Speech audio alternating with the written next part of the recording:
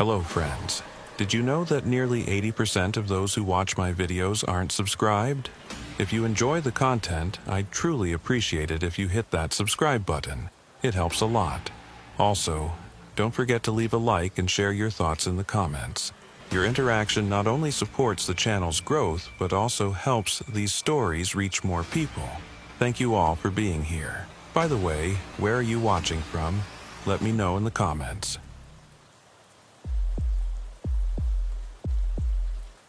I've been with the FBI for 20 years now, working out of the El Paso field office, and I thought I'd seen everything West Texas had to offer.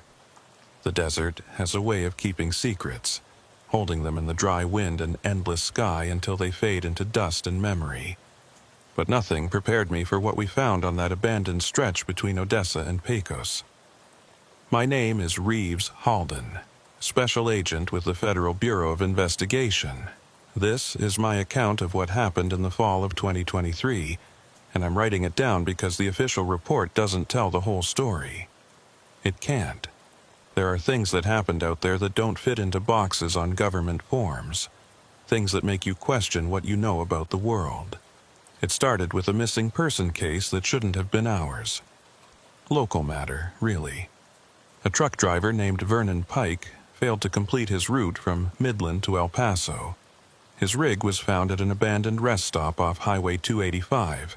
Engine still running, driver's door hanging open. No sign of Vernon, no sign of struggle. Just an empty cab with half a cup of coffee still warm on the dashboard, and a ham sandwich with one bite taken out of it sitting on the passenger seat. The Reeves County Sheriff's Department handled it initially. Standard procedure. They searched the area, found nothing, filed their reports. Then 2 weeks later, another one. Sandra Meeks, a pharmaceutical sales rep driving through on her way to a conference in Carlsbad. Her Honda was found at the same rest stop, keys in the ignition, purse on the seat, phone showing the last call made to her husband at 9:47 p.m. She told him she was pulling over to check her tire pressure. She never made it home. When the third disappearance happened, the FBI got involved. That's when I got the call from Field Marshal Denton Rourke, my supervisor.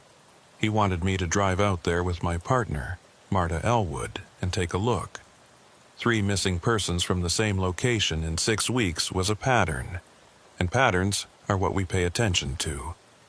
Marta and I left El Paso just after dawn.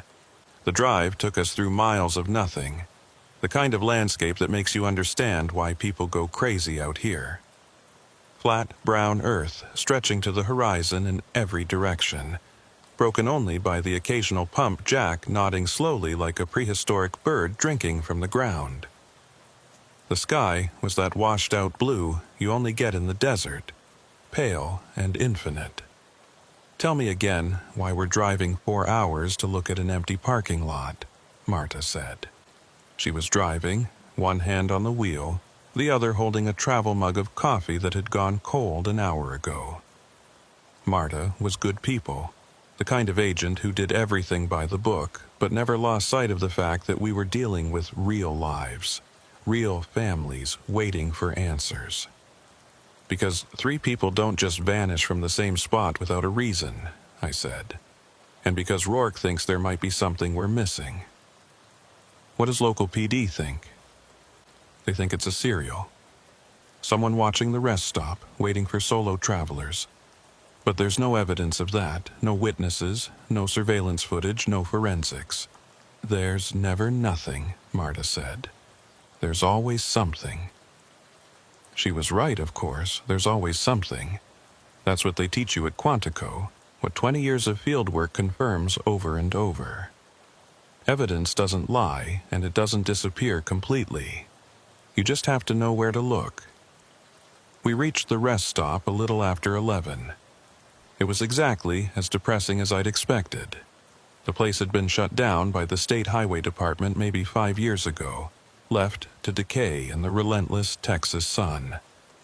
The main building was a low concrete structure, windows boarded up, walls covered in faded graffiti. The parking lot was cracked asphalt. weeds pushing through the gaps. There were old-style parking spaces marked out for trucks on one side, cars on the other, and a few picnic tables under a rusted metal awning. The whole place had that abandoned feeling, that sense of a space that people had left behind and forgotten. Except people hadn't forgotten it. 3 people had stopped here, and none of them had left. We parked next to a Reeves County Sheriff's cruiser.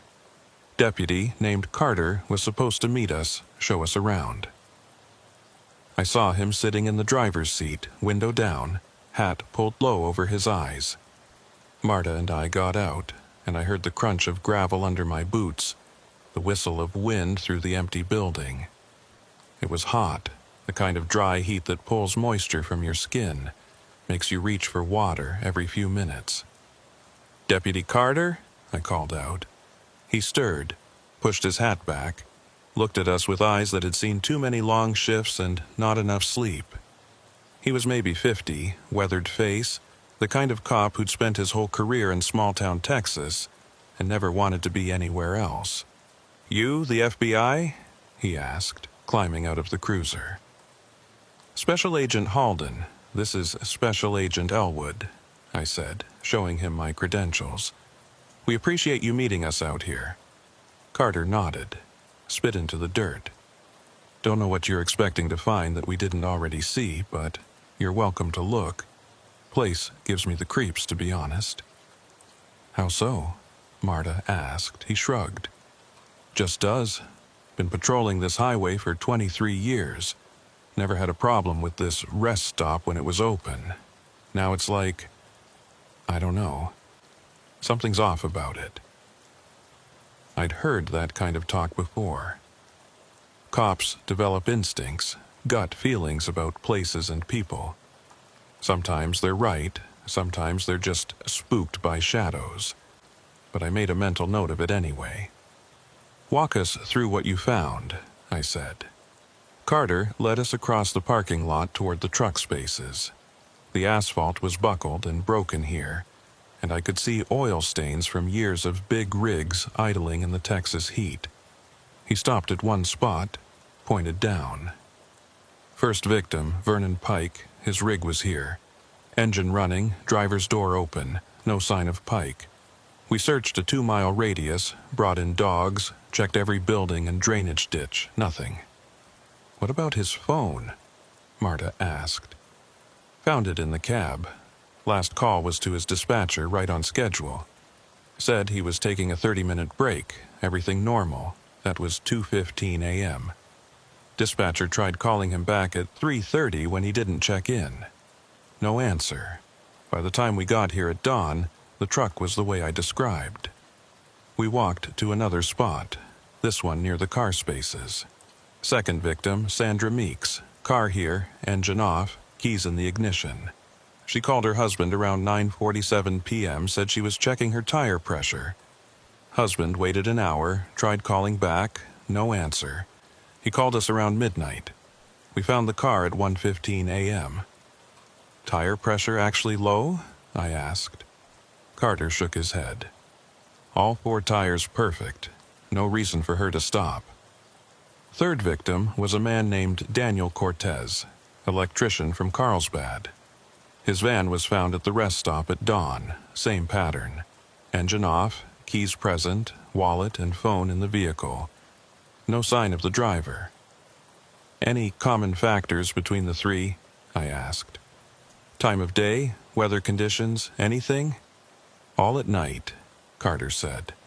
"All between midnight and 3 a.m., all solo travelers. Other than that, nothing connects them. Different ages, different backgrounds, different reasons for being on the road." Marta was taking notes, photographing the area with her phone. She walked over to the main building, tried the door. It was locked, a heavy chain wrapped around the handles. "Anyone been inside since it closed?" "Not that we know of," Carter said. "Highway department locked it up when they decommissioned the rest stop. We checked it after the first disappearance, but there was no sign of forced entry. No evidence anyone had been inside." I looked around, trying to see the place the way the victims would have seen it. dark highway, middle of nowhere. Desperate need for a bathroom break or to stretch your legs. You pull in even though the place is obviously closed, because it's the only spot for 50 miles. You get out of your vehicle, and then... What? Were the vehicles locked when you found them? I asked. Pike's truck was unlocked, door open. Meeks and Cortez, doors closed but unlocked. That was interesting. If someone had taken them by force, you'd expect signs of struggle. Doors left open. Maybe belongings scattered. But these were neat, almost careful. Like the victims had gotten out of their vehicles willingly, locked the doors behind them, and walked away. Except they hadn't walked away. There was nowhere to walk to.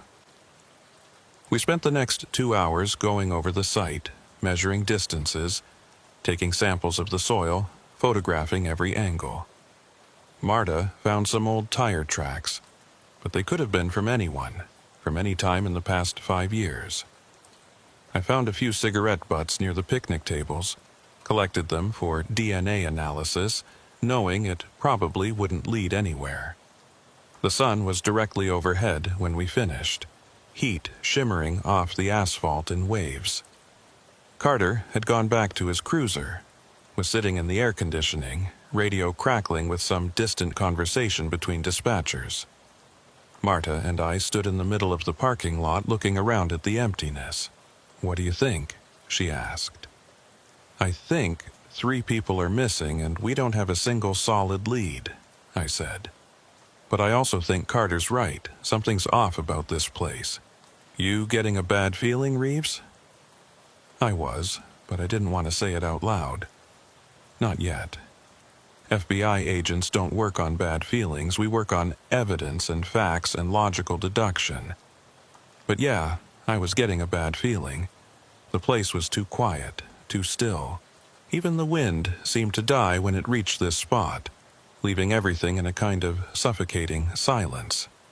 "Let's check with Highway Department, see if we can get inside that building," I said.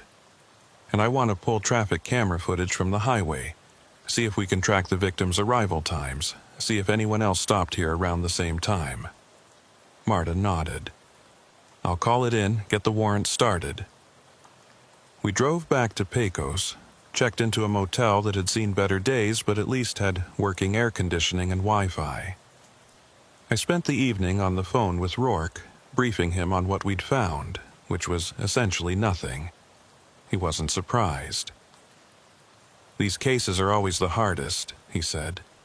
"No body, no crime scene, no witnesses, just empty space and questions. You ever work anything like this before?" I asked. There was a pause on the line, long enough that I thought we'd lost connection. Then Rourke said, "Once. Long time ago, up in Montana. Woman disappeared from a rest stop on I-90. Never found her. Never found any evidence of what happened.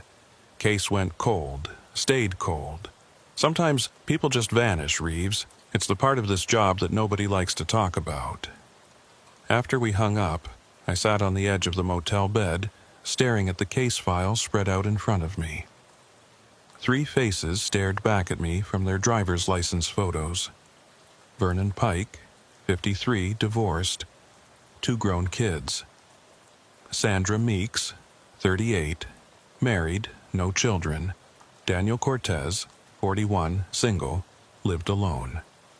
3 ordinary people, living ordinary lives who made the mistake of stopping at the wrong place at the wrong time. I fell asleep around midnight, the files still scattered across the bed, the air conditioner rattling in the window. I dreamed about the rest stop, about standing in that empty parking lot under a sky full of stars, waiting for something I couldn't name. In the dream, I heard a voice calling my name, distant and distorted, like a radio signal breaking up. I walked toward the sound, toward the dark building with its boarded windows, and just as I reached the door, I woke up. The room was dark, the red glow of the alarm clock showing 3:17 a.m. I lay there listening to the silence, and for reasons I couldn't explain, I felt grateful to be in this cheap motel room and not out there in the desert, alone in the dark. We got access to the rest stop building 2 days later. The highway department sent someone out with keys. A supervisor named Bill Hutchins, who didn't seem thrilled about being pulled away from his office to babysit a couple of federal agents. He was a big man, probably played football in high school, now running to fat in his 50s, wearing a polo shirt with the state highway logo and jeans that had never seen a day of actual work. "Don't know what you expect to find in there," he said, working the lock with the hands that shook slightly. I noticed that, filed it away. "Place has been locked up since 2018. Nobody's been inside except for our safety inspection crew, and that was 3 years ago." The chain came off with a rattle of metal on metal.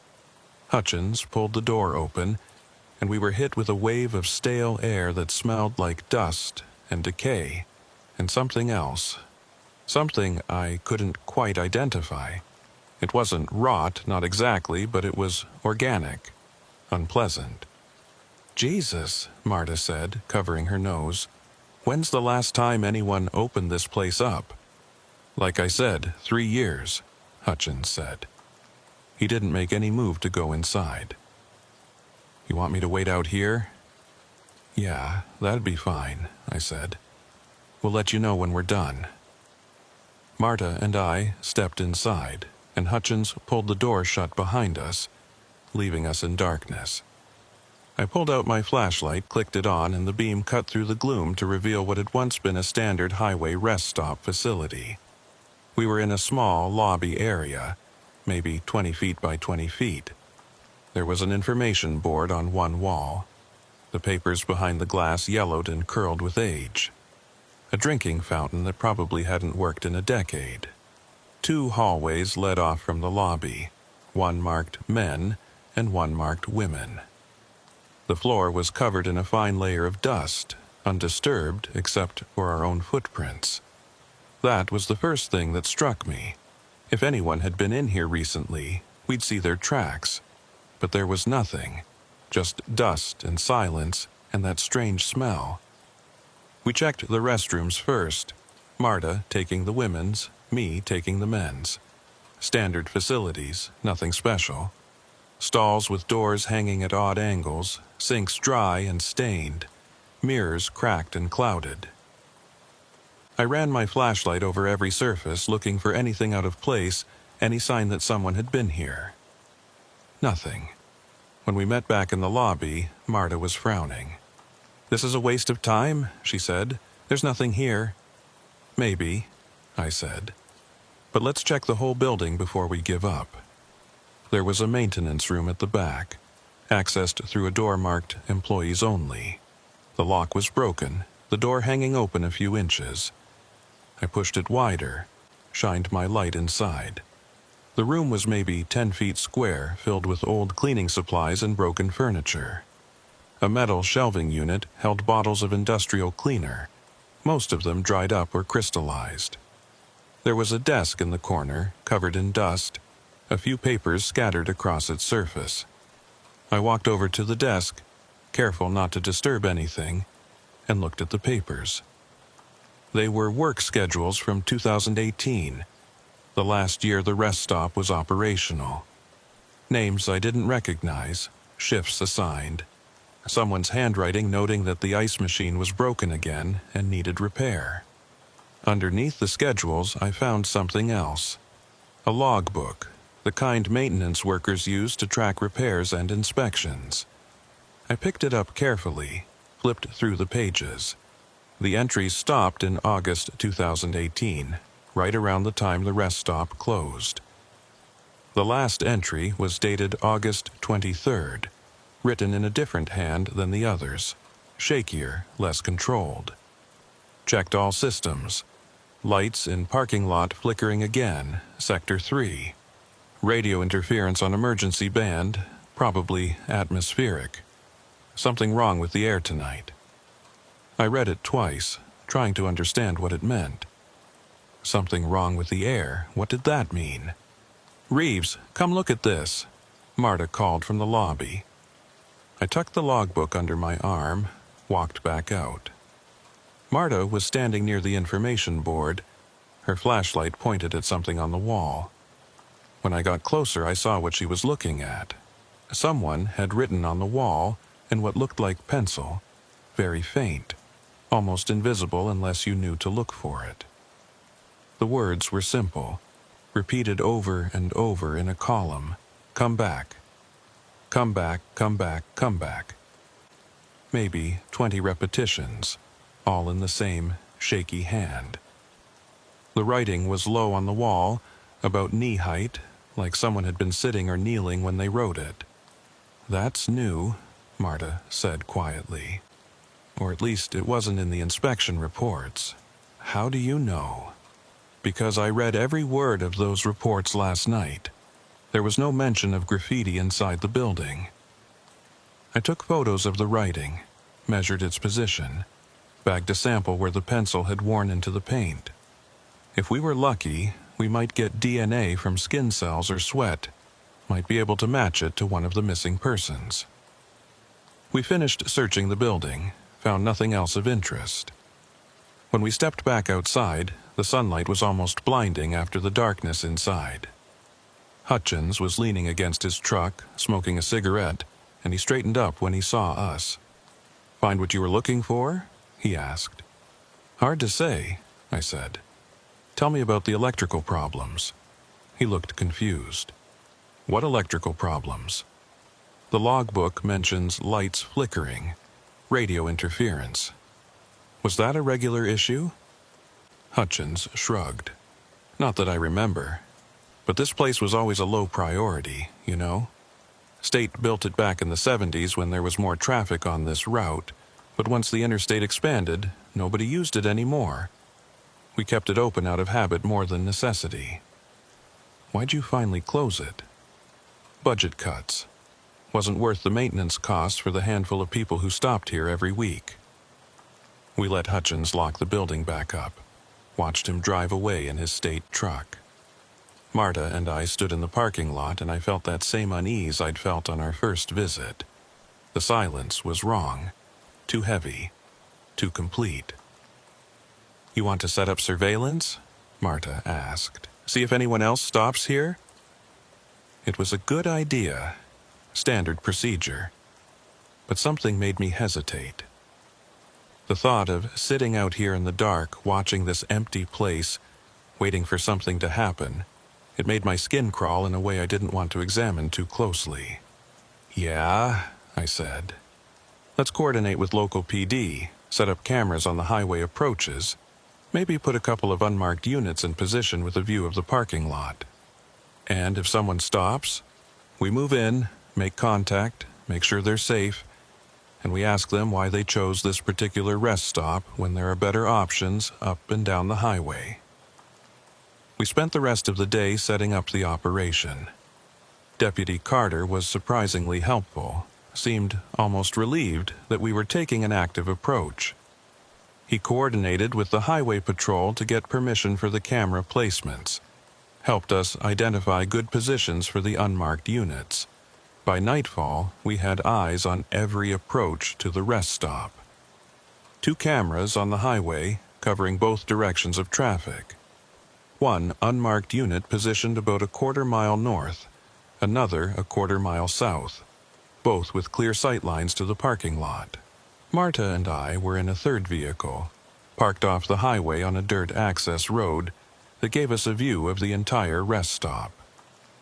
The sun went down around 7, and we settled in for what we knew would be a long night. Marta had brought coffee and sandwiches, and we took turns watching and dozing, keeping in radio contact with the other units. Nothing happened for the first 3 hours. A few vehicles passed on the highway, but nobody slowed down. Nobody pulled into the rest stop. The parking lot stayed empty, the building dark and silent. Around 10 p.m., I was watching through binoculars when I noticed something odd. The lights we'd seen in the parking lot during our daytime visits, the old, pole-mounted fixtures that hadn't worked in years, one of them was flickering. "Marta," I said quietly. She was awake instantly, reaching for her own binoculars. What is it? Look at the northwest pole light. She looked, was silent for a moment. That shouldn't be working. Hutchins said they cut power to this place years ago. I know. We watched the light flicker for maybe 10 minutes, a weak, irregular pulse that seemed to have no pattern. Then it went dark again, and the parking lot returned to complete darkness. Could be a short in the wiring, Marta said, but she didn't sound convinced. Residual charge in the system. Could be, I agreed, not convinced either. At 11:47 p.m., our radio crackled to life. It was the unit to the north, deputy named Morrison. We've got a vehicle slowing down. Looks like it might pull in. I grabbed the radio. Do not approach unless they stop. Just observe and report. Copy that. Through the binoculars, I saw headlights swing off the highway into the rest stop parking lot. It was a sedan. Looked like a Toyota or Honda, hard to tell in the darkness. The car pulled into one of the parking spaces near the building, and the engine cut off. All units, we have a vehicle at the rest stop, I said into the radio. Stand by. The driver's door opened, and someone got out. In the darkness, I couldn't make out features. Just a silhouette. They stood by the car for a moment, looking around, then started walking toward the building. We need to move, Marta said. Wait, I said. Let's see what they do. The figure reached the building, tried the door. It was locked, of course. They stepped back, seemed to be looking at the boarded windows. Then they did something odd. They raised one hand, like they were waving, or reaching for something we couldn't see. What are they doing? Marta asked. Before I could answer, the figure turned and walked back toward their car. But they didn't get in. Instead, they walked past it, kept walking toward the back of the parking lot, toward the darkness beyond the reach of our binoculars. Shit, I said. All units, subject is mobile, moving toward the rear of the lot. We're going in. We were moving before the radio acknowledgments came back. Marta driving. Me on the radio coordinating with the other units. It took us maybe 3 minutes to reach the rest stop, and by the time we pulled in, Morrison's unit was already there, spotlights illuminating the parking lot. The sedan was still there, driver's door standing open. But there was no sign of the driver. We searched for 2 hours, 4 deputies and 2 federal agents, covering every inch of ground around the rest stop. We found tracks leading away from the parking lot, going east into the desert, but they just stopped after about 50 feet. Not faded out, not covered by wind, just stopped, like the person making them had ceased to exist mid-step. The sedan belonged to a man named Marcus Webb, 29, software developer from Austin, driving to Albuquerque for a job interview. His phone was in the car, his wallet, his overnight bag, everything except Marcus Webb. We called for more units, started a full-scale search at dawn, brought in tracking dogs, which picked up a scent from the car and followed it to the exact spot where the footprints ended, then sat down and whined, refusing to go further. At 8:33 a.m., my phone buzzed with a text from our technical analyst back at the field office. They'd pulled the highway camera footage from the previous night, and there was something I needed to see. Marta and I watched the footage on my laptop, sitting in our vehicle with the air conditioning running to fight off the building heat. The timestamp showed 11:47 p.m., and we could see Webb's sedan approaching from the north, exactly as we'd observed. But there was something else in the footage, something we hadn't seen through the binoculars. Just before the car pulled into the rest stop, there was a flash of something on the camera, a distortion in the image, like heat shimmer or interference. It lasted maybe 2 seconds, then cleared. "Back it up," Marta said. I replayed the section frame by frame. The distortion appeared, grew stronger, then faded. And in one frame right at the peak of the interference, there was a shape in it. Not clear, not defined, but definitely there. It was tall, maybe 7 or 8 feet, and it didn't move like a person. It seemed to pulse, to shift, like it wasn't entirely solid. "What the hell is that?" Marta asked. "I don't know," I said. "Camera malfunction, maybe. Heat signature from a passing vehicle. At midnight? In West Texas in October?" She was right. There was no good explanation for what we were seeing. And when I checked the timestamp on the frame where the shape was most visible, my hands started to shake. The timestamp was 11:47:36 p.m. And then the next frame was 11:47:36 p.m. again. The same second, recorded twice. I checked the metadata, thinking it was an error in the file, a glitch in the recording system. But the metadata was clean. As far as the camera was concerned, the second between 11:47:36 and 11:47:37 had happened twice. "That's not possible," Marta said. "I know." We reported our findings to Rourke, sent him the footage, waited for his response. When he called back 2 hours later, he sounded tired and frustrated. "Our technical team can't explain it," he said. "They're saying it's either a camera malfunction or a file corruption error, but they can't reproduce the issue or identify the cause. As for the shape in the interference, they're calling it pareidolia, our brains finding patterns in random noise. You don't believe that any more than I do," I said. "What I believe doesn't matter. What matters is evidence, and right now, we don't have anything that would stand up in court or even in a case brief. 4 people are missing, and all we have are questions." After we hung up, Marta and I sat in silence for a while, watching the rest stop through the windshield. In the harsh morning light, it looked ordinary, harmless. Just another piece of abandoned infrastructure slowly being reclaimed by the desert. "We need to stay another night," I said. "Run the surveillance again. See if we can catch whatever's happening here." Marta looked at me, and I saw the same unease in her eyes that I was feeling. But she nodded. "Yeah, we do." The second night of surveillance started the same as the first. We had the same setup, the same positions, the same equipment. But there was a different feeling to it, a tension that hadn't been there before. Everyone involved in the operation knew what we'd found, knew that Marcus Webb had vanished just like the others, knew that there was something about this place that didn't make sense. Deputy Morrison brought us dinner around 6, burgers from a diner in Pecos, and we ate in our vehicle while the sun set behind us. The temperature was dropping fast, the way it does in the desert, from 90 degrees to 60 in a matter of hours.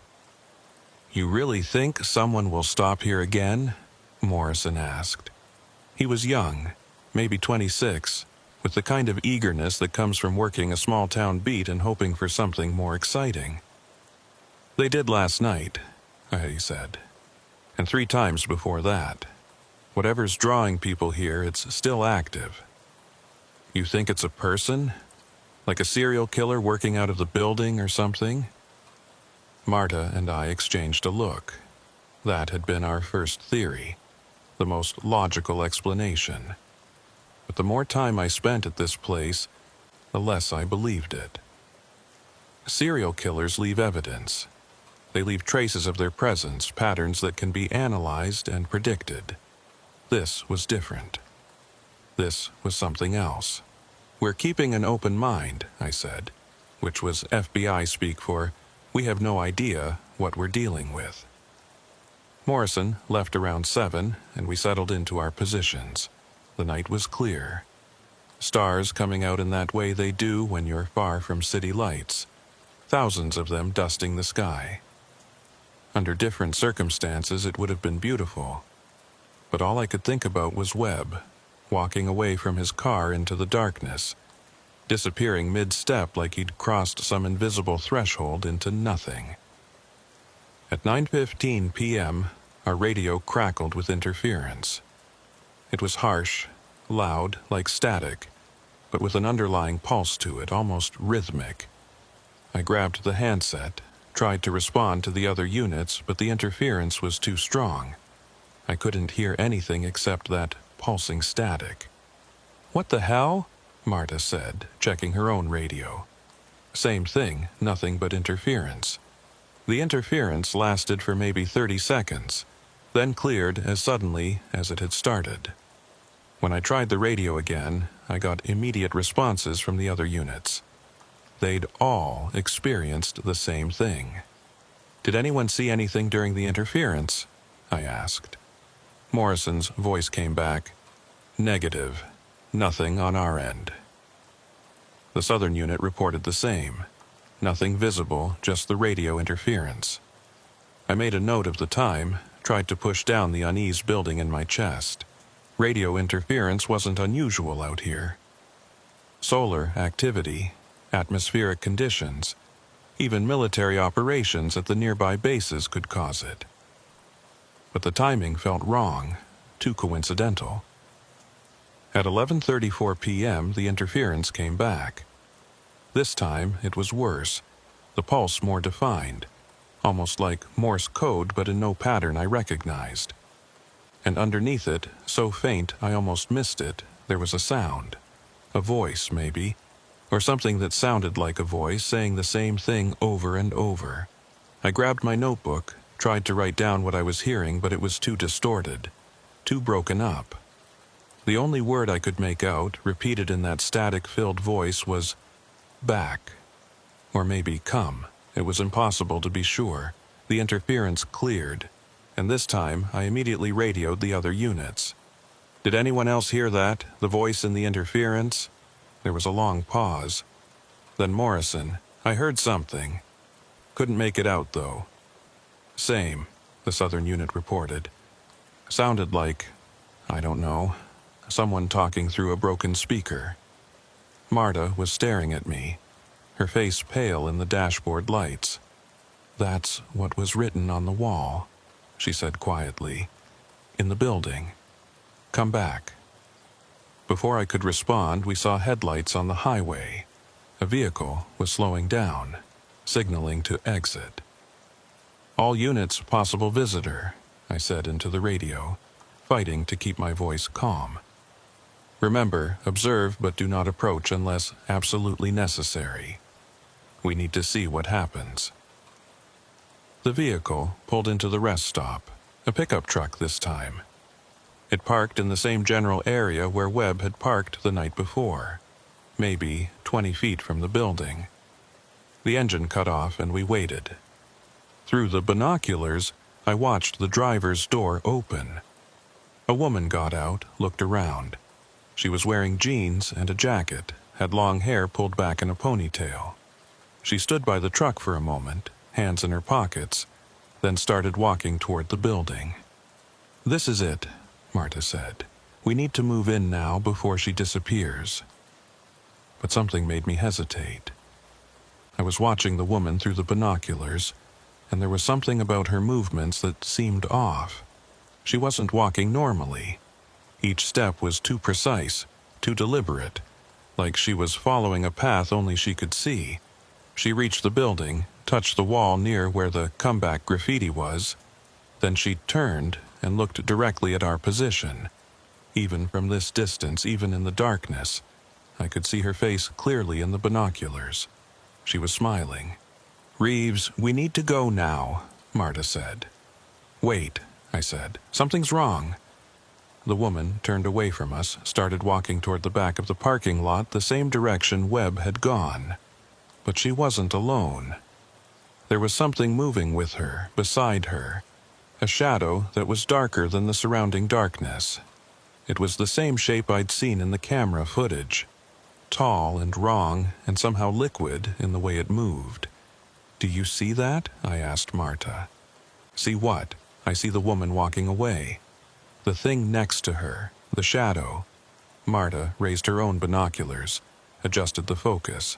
I don't see anything except her. The woman and the shadow reached the edge of the parking lot, and for just a moment, both seemed to flicker, like a bad television signal. Then they were gone. Not walked into the darkness, not hidden by the terrain. Gone, like they'd been erased. "All units, move in now!" I shouted into the radio. We were out of the vehicle and running before the responses came back. Flashlights cutting through the darkness, boots hammering on broken asphalt. Morrison's unit came from the north, the southern unit from the south, all of us converging on the spot where the woman had vanished. The pickup truck was still there, engine ticking as it cooled, driver's door standing open. I reached it first, shined my flashlight inside. Purse on the passenger seat, phone in the cup holder, jacket thrown across the back seat. Everything except the driver. We spread out, searched the area. Morrison found footprints leading away from the truck, the same as Webb's had been. And just like Webb's, they stopped after about 50 feet. One moment there were clear boot prints in the hard-packed dirt. The next, there was nothing. Marta was on the radio calling it in, requesting more units, more resources. I stood at the spot where the footprints ended, shining my flashlight around, looking for anything that could explain this. There was nothing, just desert and darkness and questions. I walked back to the parking lot alone, leaving the others to continue the search. The rest-stop building loomed against the stars, and I walked up to it, stood where the woman had stood, touched the wall where she'd touched it.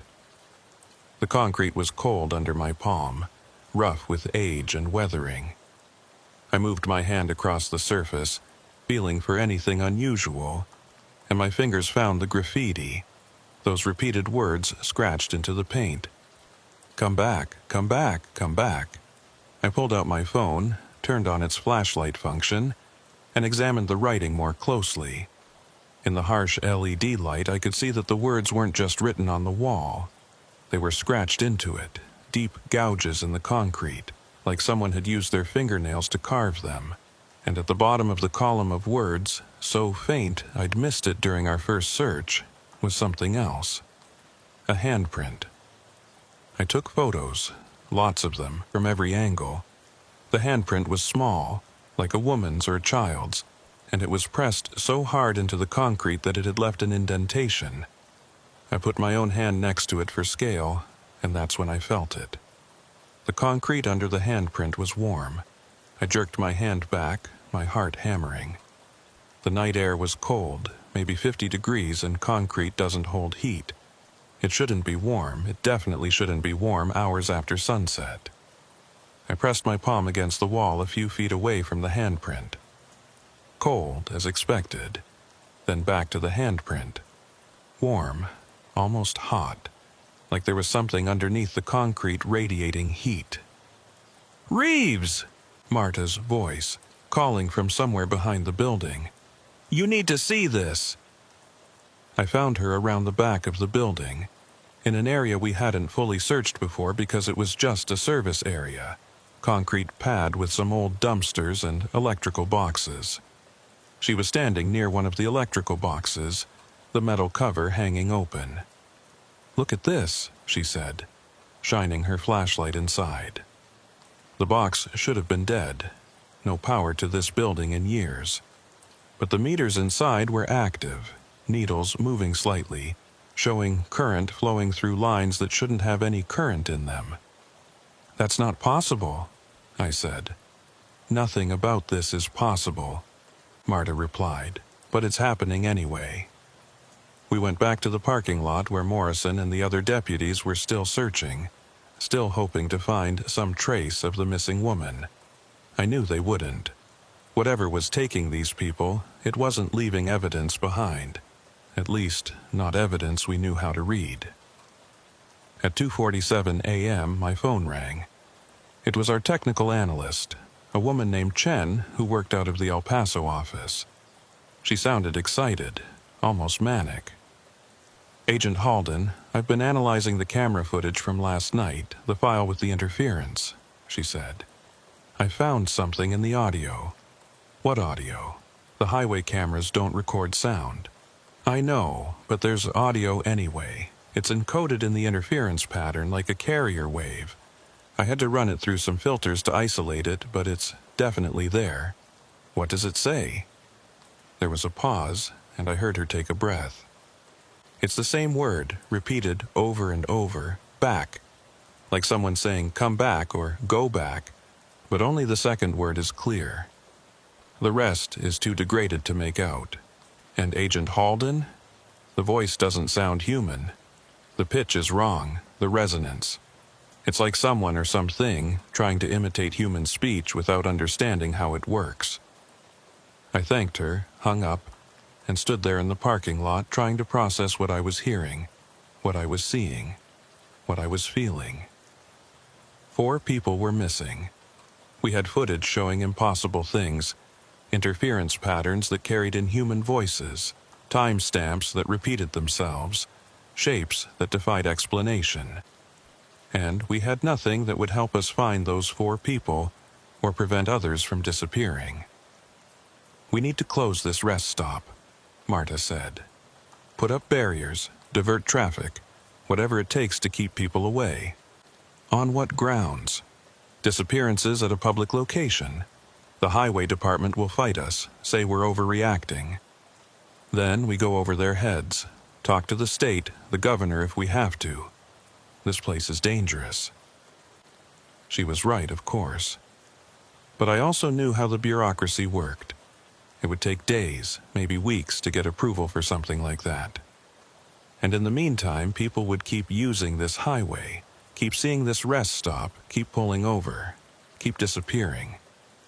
The sun came up, and with it came more units, more resources.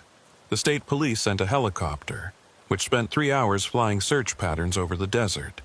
They found nothing.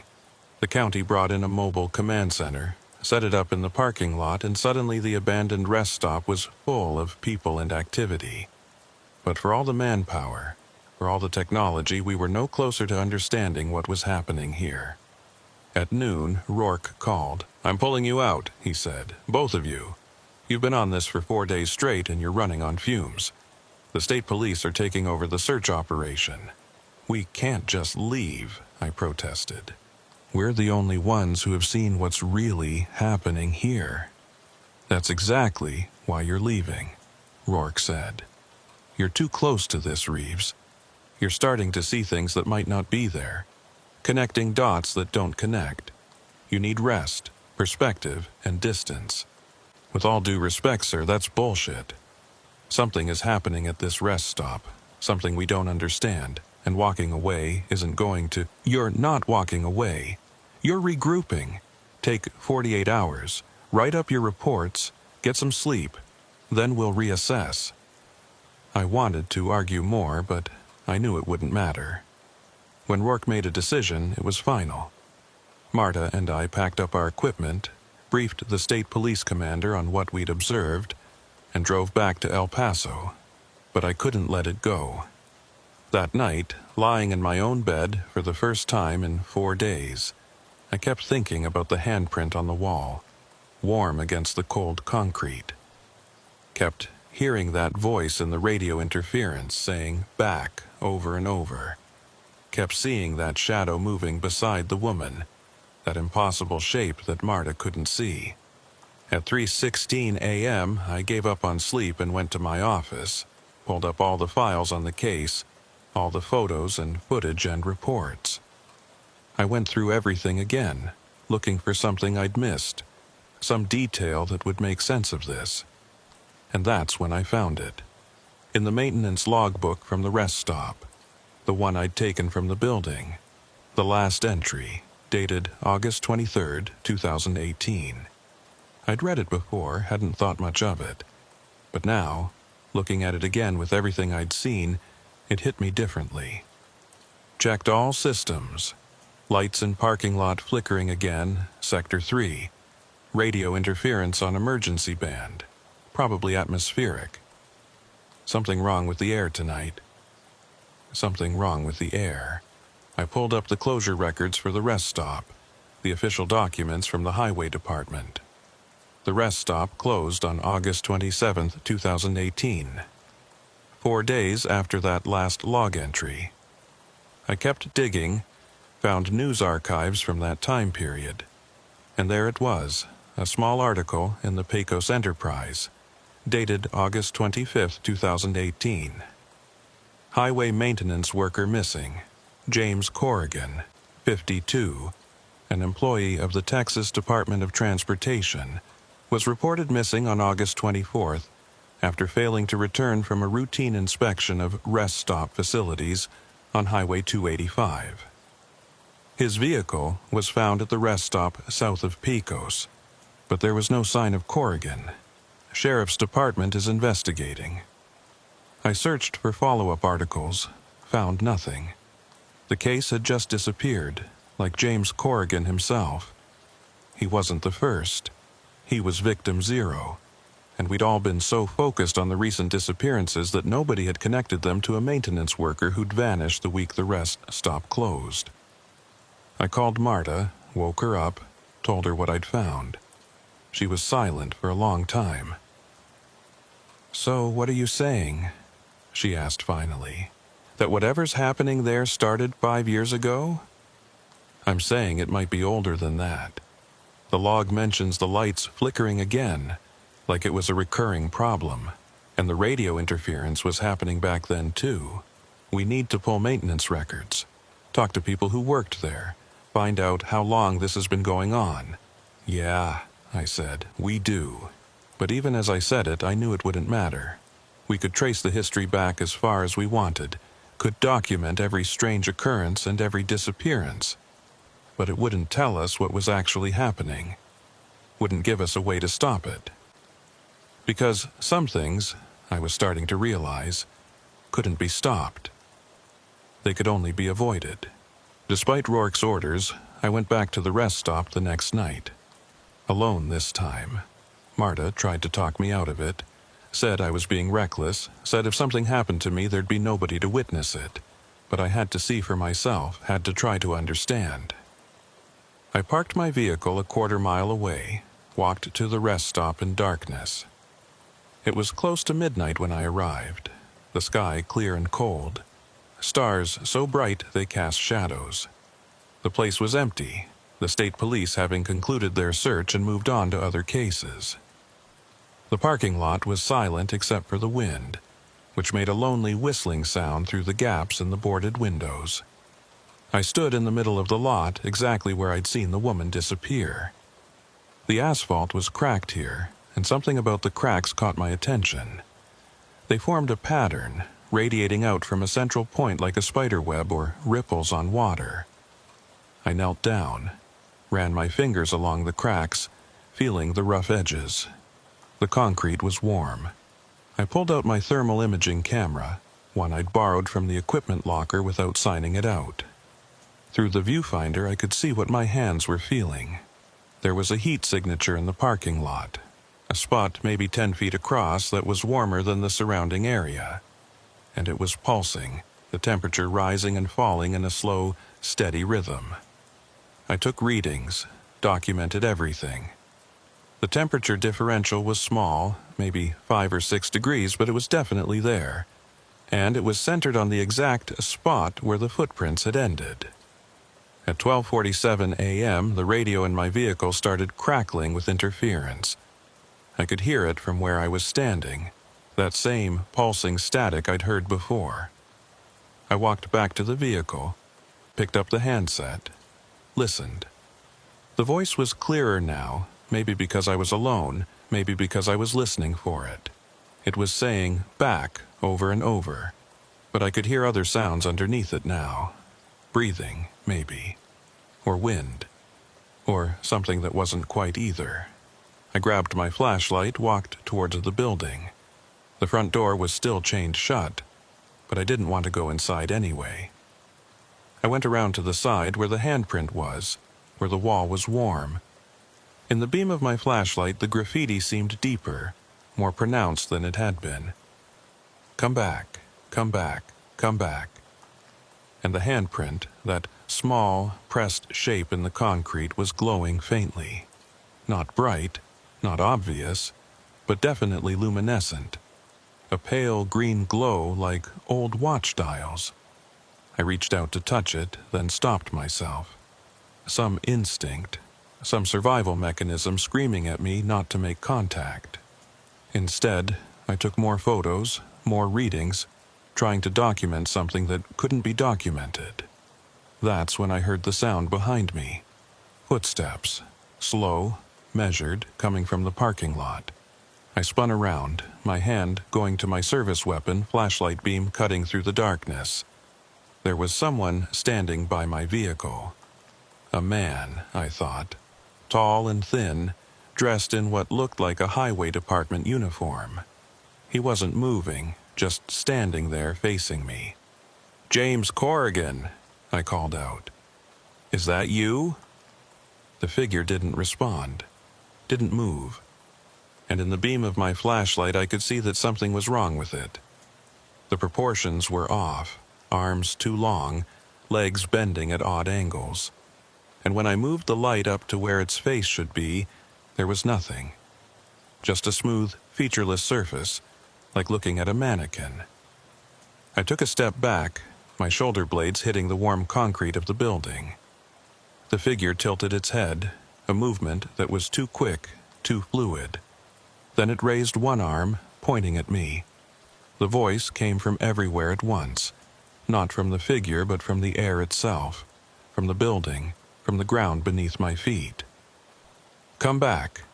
Not a request, a command. Or maybe a warning. I ran. Not proud of it, but I ran. Back to my vehicle. Engine starting on the first try by some miracle. I didn't look back until I was on the highway a mile away, and when I did look in the rearview mirror, I could see the rest stop receding in the darkness. And standing in the middle of the parking lot, illuminated by my taillights, was that figure. Still watching. Still pointing. I drove straight to El Paso. Didn't stop. Didn't slow down.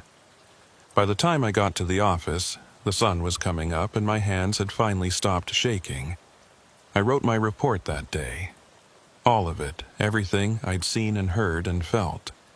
I knew how it would sound, knew that without Marta to corroborate it, I'd be facing a psych eval and probably suspension. But I wrote it anyway, because it was the truth. Rourke read it in silence, his face giving nothing away. When he finished, he set the papers down and looked at me across his desk. "You went back there alone," he said. "Against direct orders." "Yes, sir."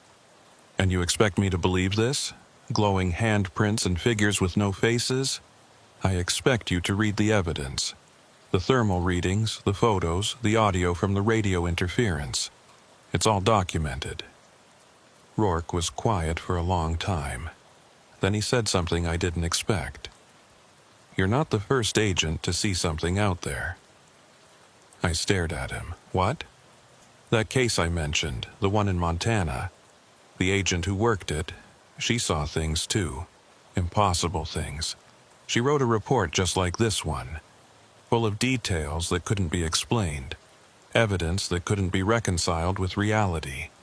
We buried it, called it stress, fatigue, suggested she'd take some time off. Did she take time off? She retired a month later, moved to Florida, never worked another case. And you know what? The disappearances at that rest stop stopped. Not immediately, but over time. It's been 15 years now, and nobody's vanished from that location since. You're saying I should walk away.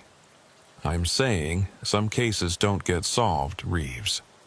Some things we're just not equipped to understand, and sometimes the best thing we can do is accept that and move on. But I couldn't move on. Over the next 2 weeks, I kept working the case on my own time, kept digging into the history of that rest stop. I found more disappearances going back decades.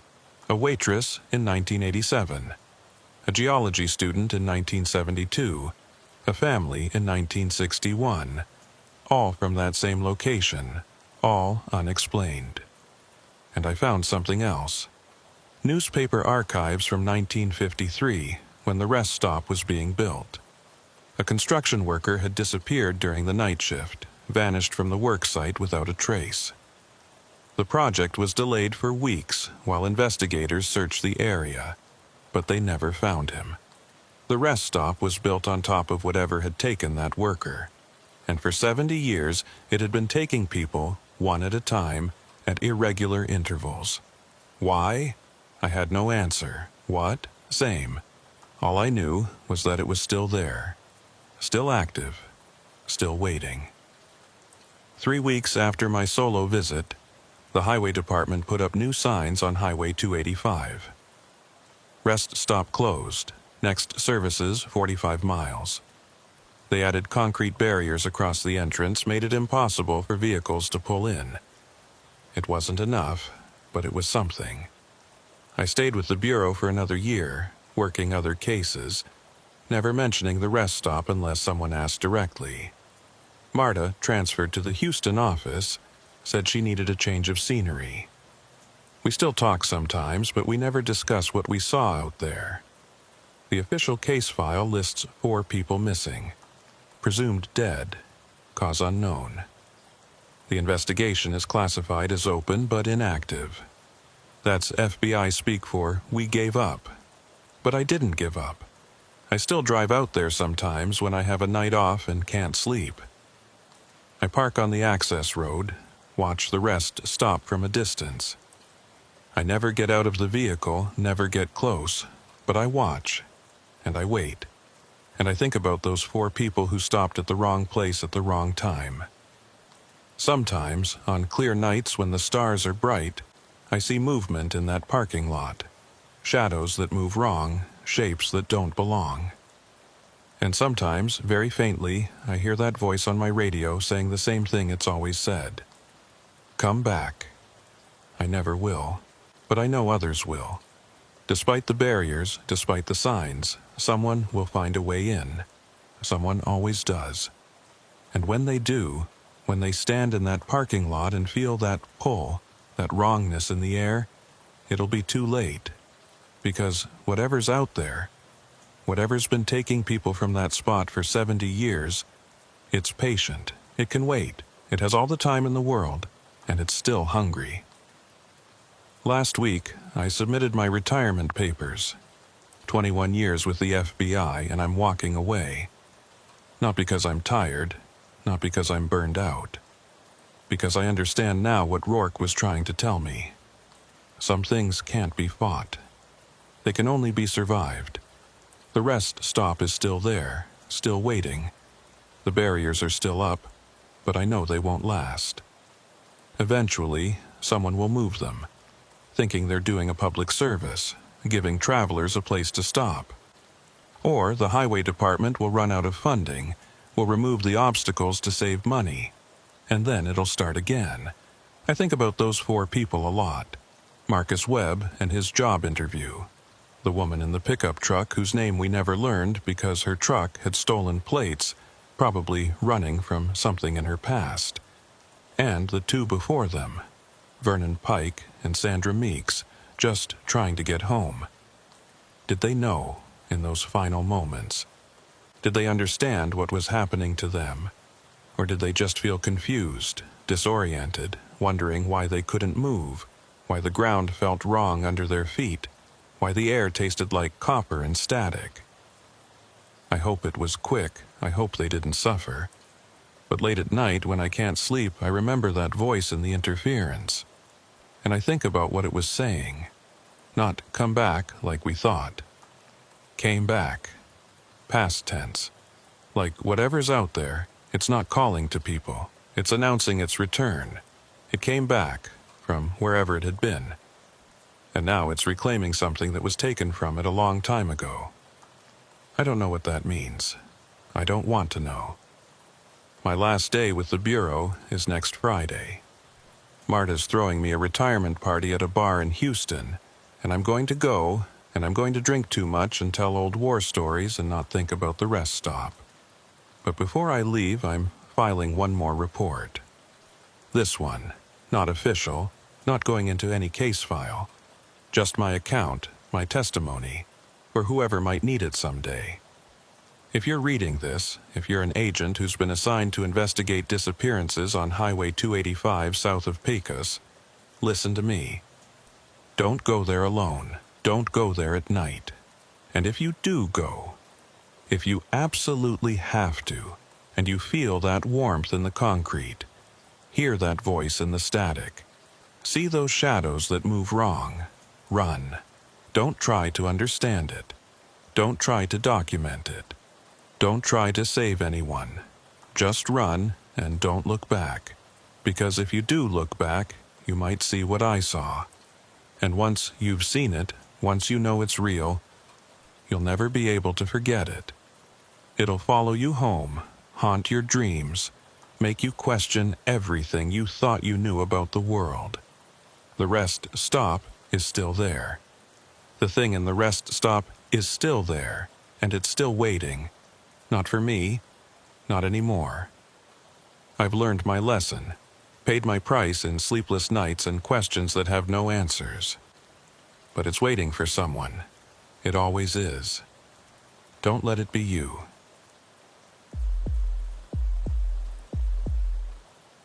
Houston in August is its own kind of hell. The heat doesn't just sit on you, it crawls inside your clothes, fills your lungs, makes every breath feel like you're drowning in warm water. I've worked out of the Houston field office for 12 years now, and I still haven't gotten used to it.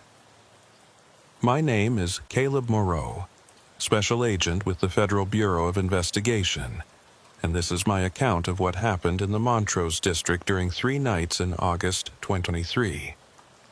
The case came to us on a Tuesday morning, routing through the usual channels. 3 separate incidents, 3 different residences, all within a 6-block radius. The Houston Police Department had worked them individually at first, treating each as a standard breaking and entering. But when the crime analysts noticed the pattern, they kicked it up to us. I remember sitting in the conference room with Sierra Winford, our crime analyst, looking at the map she'd put together.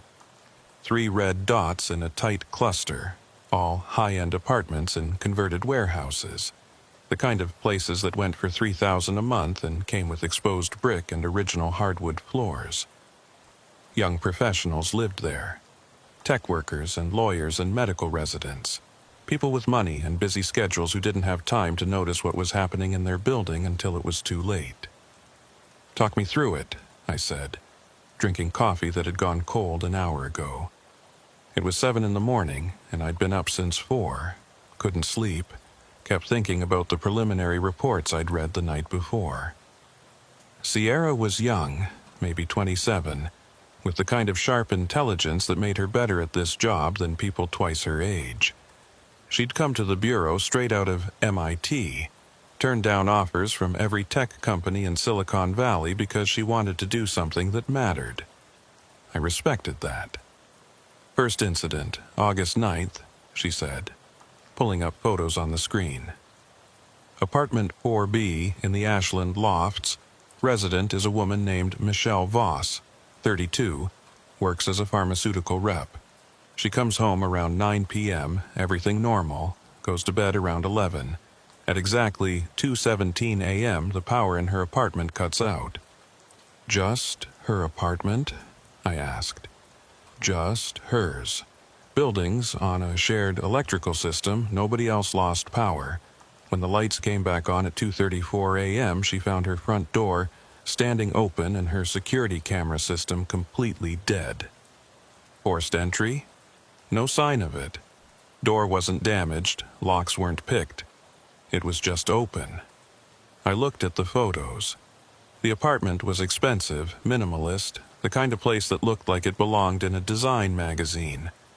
Everything was neat, ordered, nothing disturbed.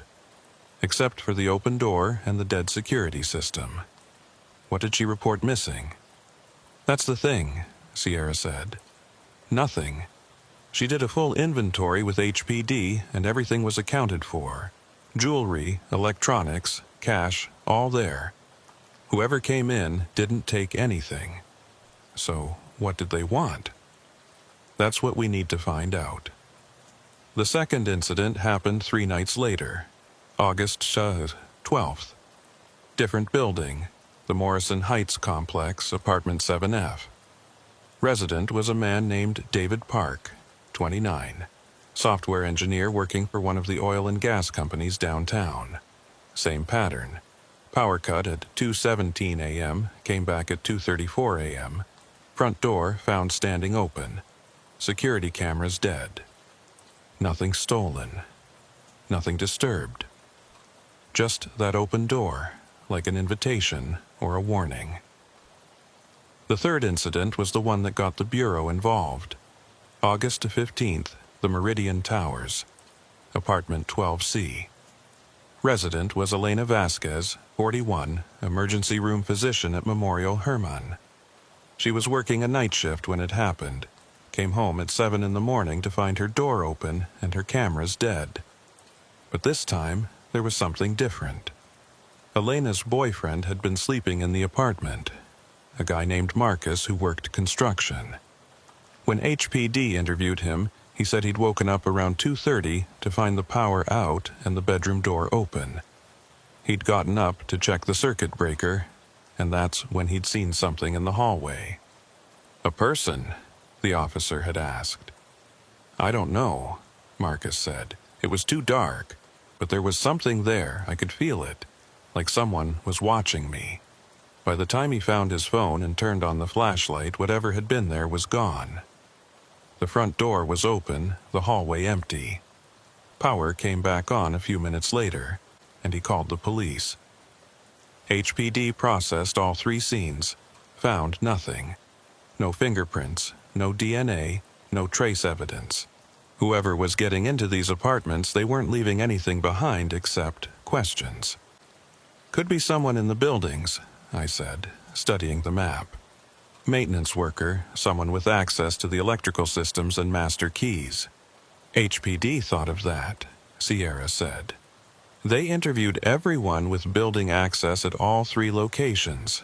Maintenance staff, property managers, cleaning crews. All of them have alibis for at least one of the incidents. What about the security footage from the buildings themselves? Lobbies, elevators, parking garages. That's where it gets interesting. Sierra pulled up more files, video stills showing timestamps. All 3 buildings have comprehensive security systems, cameras covering every entrance and common area. During the exact 17 minutes when the apartments lost power, the building cameras show nothing unusual. No unauthorized entry, no suspicious persons, nobody using the elevators or stairwells who shouldn't be there. So whoever's doing this, they're either invisible or they're already in the building before the incidents occur. Or they're getting in through the apartments themselves, Sierra said. But that doesn't make sense either, because all 3 units are on high floors. Ashland Lofts is 4th floor, Morrison Heights is 7th, Meridian Towers is 12th. No balconies, windows are all locked from the inside, no access from the roof. I sat back, thinking. 3 incidents, same time frame, same duration, same result. The 17-minute window was too precise to be coincidence. That level of timing suggested planning, rehearsal. Someone who knew exactly what they were doing and how long it would take. The cameras in the apartments, I said. Were they networked or local storage? Mix of both. Voss and Vasquez had cloud-connected systems. Park had local storage on a hard drive. All 3 were completely wiped. Not just turned off, wiped. Like someone went in and deliberately erased every second of footage. Can we recover any of it? Sierra shook her head. I've got our tech team looking at the drives, but whoever did this knew what they were doing. The data isn't just deleted, it's been overwritten multiple times. Professional-grade data destruction. That bothered me more than anything else. Breaking into apartments was one thing. Even doing it without leaving evidence showed skill. But the level of technical sophistication required to wipe security footage that thoroughly, that suggested something more than a regular burglary crew. "We need to talk to the victims," I said. "Face to face, not just read the HPD reports. I want to hear their stories in their own words." We started with Michelle Voss. She lived in the Ashland Lofts, and when we met her in the lobby of her building, I could see she was scared. She was dressed for work in a business suit, heels clicking on the polished concrete floor, but her eyes had dark circles under them and her hands kept moving, touching her phone, adjusting her bag, never quite still. "I haven't been sleeping well," she said when I asked how she was doing. "Every night I lie there waiting for the lights to go out, and I can't stop thinking about what might have been in my apartment while I was asleep." We sat in a coffee shop across the street, and she told us about that night. She'd gone to bed around 11, read for a while on her phone, fell asleep before midnight. She woke up when the power cut, that sudden darkness that makes you disoriented, not sure if your eyes are open or closed. "I thought it was just a blown fuse," she said. "I got up to check the breaker, and that's when I realized how quiet it was. You don't notice it usually, but there's always noise in an apartment. The AC, the refrigerator, electronics humming. When the power's out, it's completely silent." "Did you hear anything else?" Sierra asked. "Footsteps, voices, anything unusual?" Michelle shook her head. "Nothing, just silence. I used my phone as a flashlight, checked the breaker box. All the switches were in the right position. Nothing tripped. I was standing there trying to figure out what to do when the power just came back on, like someone flipped a switch." "And that's when you saw the door?" "Yeah. I walked back into the living room and the front door was standing wide open. I know I locked it before bed, I always do, but there it was, just open, and I could see out into the hallway." "Did you go look?" "No, God no. I slammed it shut, locked it, and called 911. Then I sat in my bedroom with a knife until the police got there." I could see her hand shaking as she spoke, and I felt that familiar anger that comes with this job. Someone had violated her space, her safety, and we didn't even know why. David Park's story was similar. He lived alone, worked long hours, came home exhausted every night. The power cut woke him up, and he'd done the same thing as Michelle, gotten up to check the breaker. But in his case, he'd noticed something else. "The air felt different," he said. "We were in his apartment this time, him sitting on a leather couch that probably cost more than my car. I know that sounds crazy, but it did. Like the temperature had dropped or the humidity changed. It felt wrong." "Did you see anyone?" I asked. "No, but I heard something. After the power came back on, I heard footsteps in the hallway outside my apartment. Slow, measured, like someone was walking very deliberately. I looked through the peephole, but the hallway was empty." Elena Vasquez was the hardest interview. She was a doctor, trained to deal with emergencies and trauma, but this had shaken her badly. Her boyfriend Marcus was there when we talked to her, sitting close, protective. "I keep thinking about what could have happened," she said. "Marcus was asleep in there, completely vulnerable, and someone was in my apartment. If they'd wanted to hurt him, there was nothing he could have done." Marcus nodded. "I saw it," he said. "Or I saw something. When I went into the hallway, there was a shape near the door. I couldn't make out details. It was too dark, but it was tall. Taller than me, and I'm 6'2". "How tall?" I asked. He thought about it. 7 feet, maybe? I don't know. It's hard to judge in the dark. But it didn't move like a person. It was too still, too quiet. And then the lights came on, and it was gone. After the interviews, Sierra and I sat in my bureau vehicle outside the Meridian Towers, watching people come and go from the building. Young professionals carrying briefcases and gym bags, living their lives with no idea that something had been hunting in their hallways. "What do you think?" Sierra asked. "I think someone's casing these apartments for a reason," I said.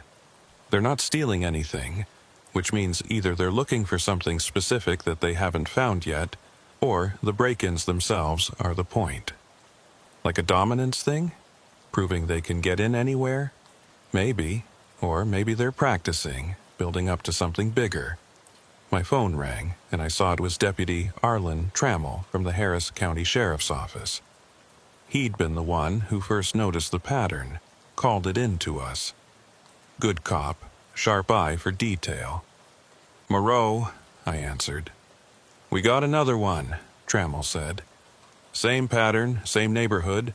Power cut at 2:17, door found open at 2:34.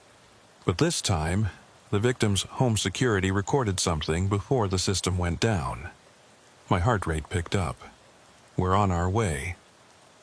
The fourth incident was at the Westheimer Lofts, apartment 9A, resident named Thomas Brennan, 35, worked in finance.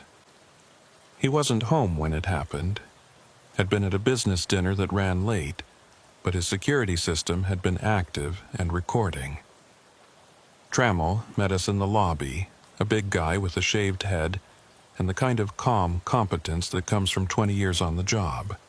He handed me a tablet showing the security footage. "Watch from the 2:15 mark," he said. The footage showed Brennan's living room, shot from a camera mounted near the ceiling.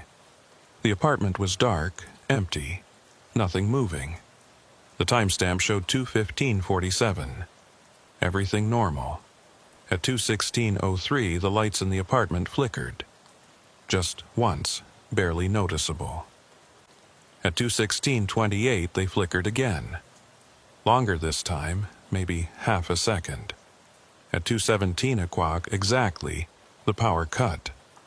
The screen went black, complete darkness. But the camera was still recording, using its infrared night vision mode.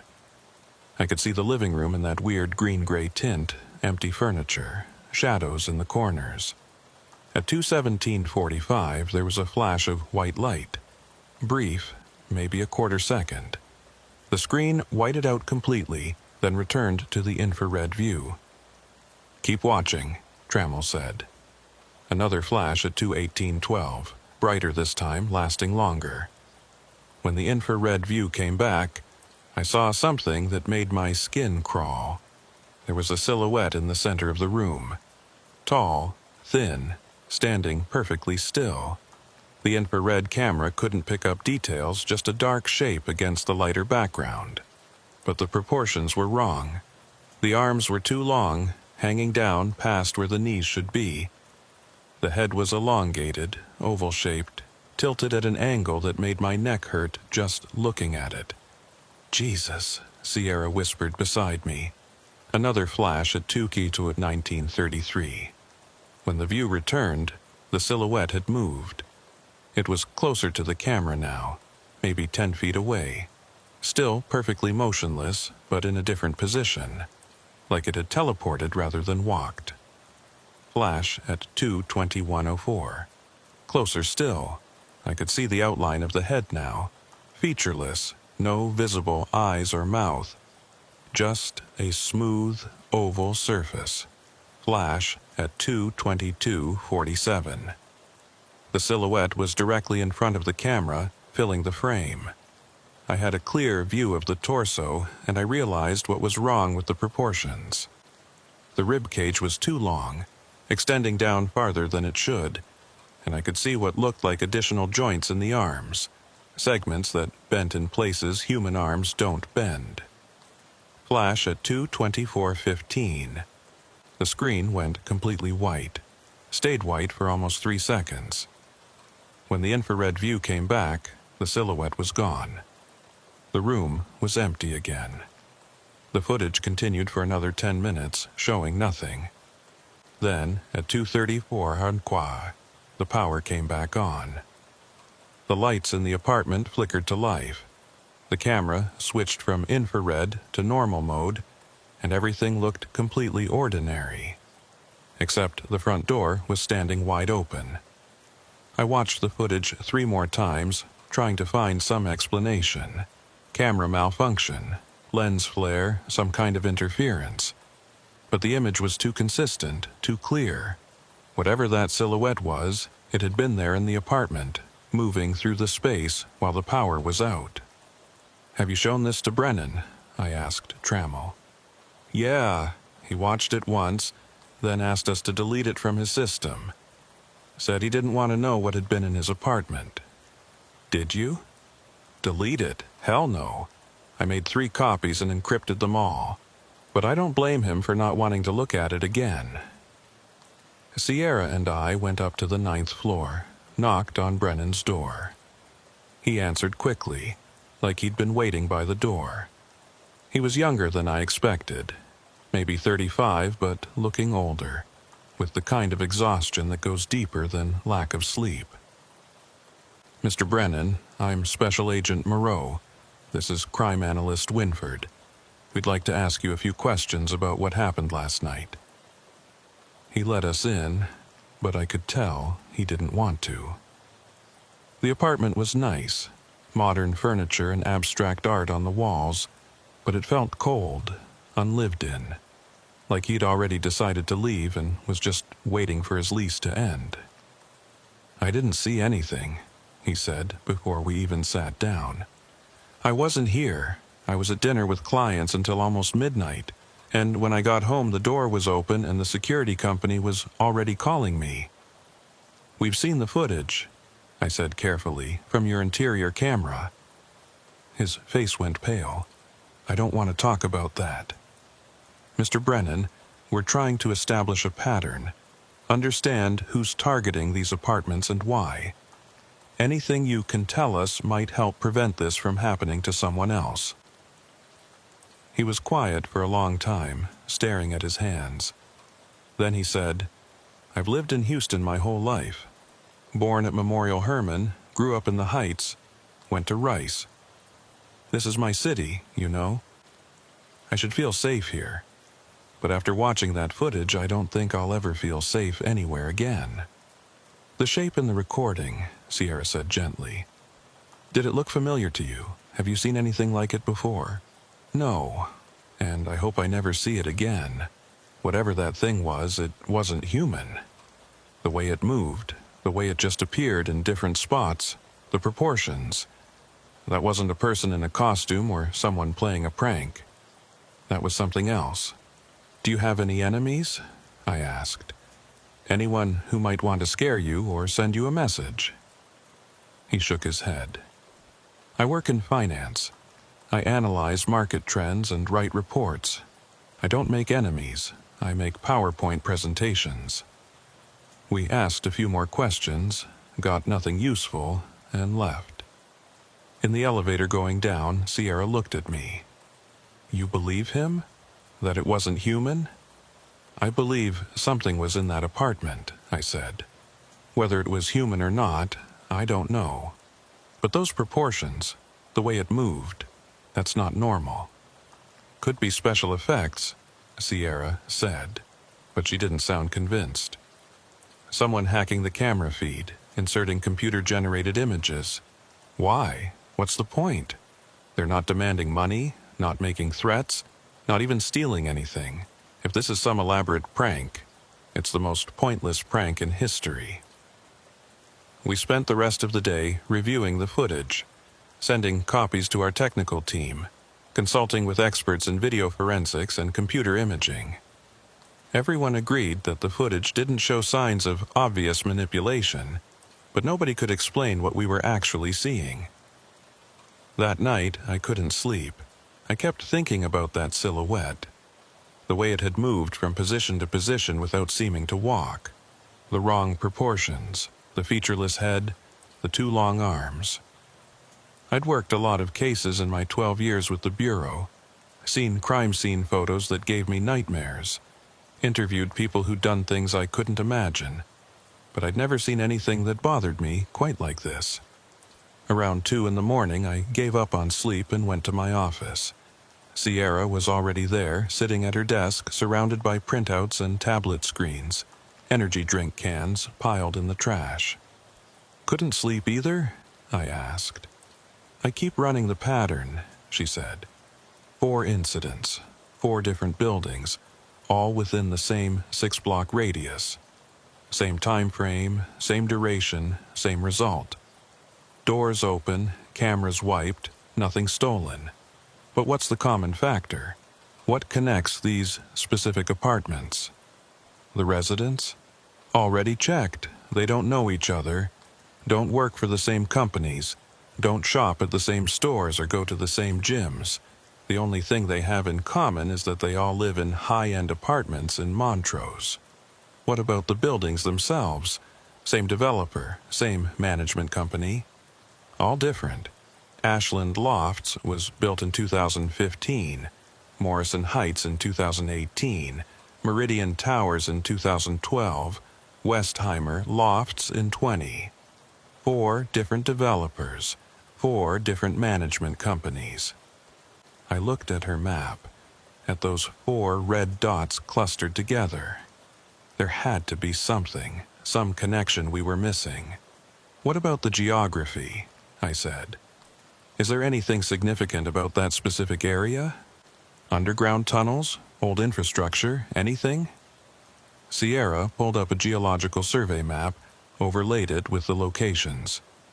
"The whole area is built on old industrial land.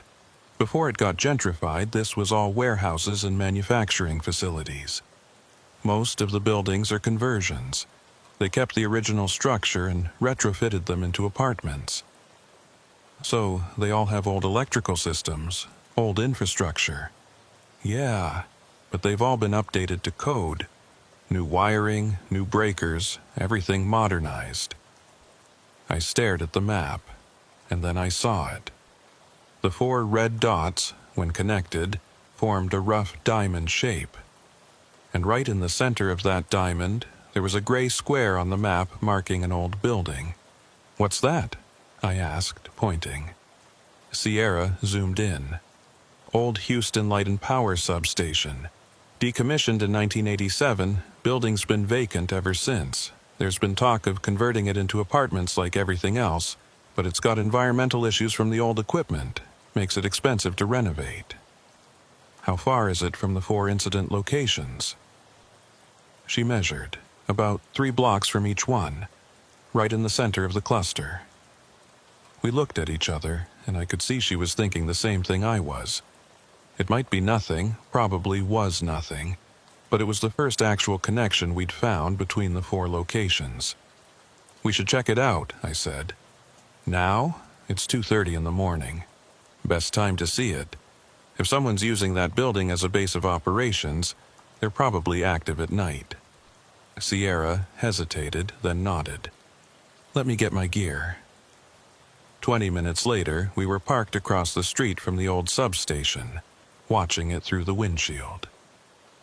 The building was 3 stories of weathered brick, windows boarded up, chain-link fence surrounding the perimeter. A faded sign near the gate read, "Property of Houston Light and Power, no trespassing." The place looked abandoned, forgotten, the kind of structure that cities have too many of to bother tearing down. But as I watched it, I noticed something odd. The building was dark, no lights visible anywhere. But there was a faint glow coming from somewhere inside, barely visible through gaps in the boarded windows.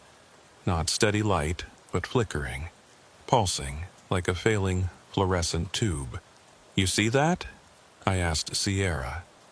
"Yeah, could be squatters, homeless people using the building for shelter." "Could be." We got out of the vehicle, approached the fence. There was a gate, secured with a chain and padlock that looked old and rusty. But when I touched it, the chain was loose. Someone had cut through one of the links, then repositioned it to look intact. "Someone's been here recently," I said quietly. I pulled my service weapon and Sierra did the same. We were both trained for this, had done it hundreds of times, clearing buildings and securing scenes. But I felt more nervous than usual. something about this place setting off alarms in the back of my mind. We pushed through the gate, crossed the overgrown lot to the main building. The door was metal, scarred with age and graffiti, and it was unlocked. I pushed it open slowly, the hinges creaking in the silence. Inside was a hallway, concrete floor and brick walls, lit by that same flickering glow we'd seen from outside. The air smelled like ozone and decay, and I could hear a faint humming sound, like electrical current running through old wiring. We moved down the hallway, weapons raised, checking each room as we passed. Most were empty, just bare concrete and exposed pipes, evidence of the building's industrial past. But as we went deeper into the structure, the humming got louder, and the light got brighter. At the end of the hallway was a metal door, and light was leaking around the edges of it. That same flickering pulse we'd seen before. I put my hand on the door, felt vibration running through the metal, and heard something that made my blood go cold. A voice. Distorted, mechanical, but definitely a voice, saying words I couldn't quite make out. I looked at Sierra, and she nodded. On 3, I pushed the door open and we moved into the room beyond. The room on the other side of that door wasn't what I expected. I'd been ready for anything, a criminal hideout, a homeless encampment, maybe even some kind of drug lab. What I found instead was something that made no sense at all. The space was huge, must have taken up most of the building's first floor.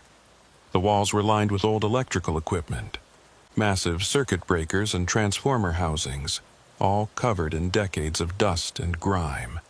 But in the center of the room, someone had set up what looked like a command center.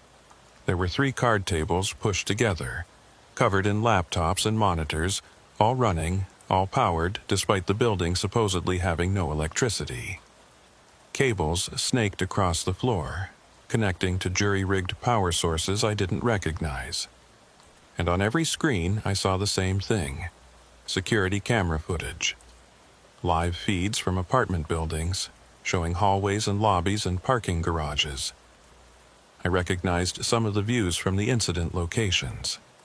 The Ashland Lofts lobby, the Morrison Heights parking garage, the Meridian Towers elevator bank. Someone had hacked into the security systems of every building in the area and was monitoring them in real time. "FBI, show yourself," I called out, sweeping the room with my weapon.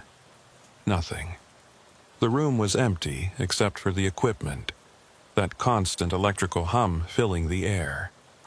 But someone had been here recently. There was a coffee cup on one of the tables, still warm when I touched it. An open bag of chips, a phone charger plugged into one of the laptops. Sierra moved to the monitors, started examining them.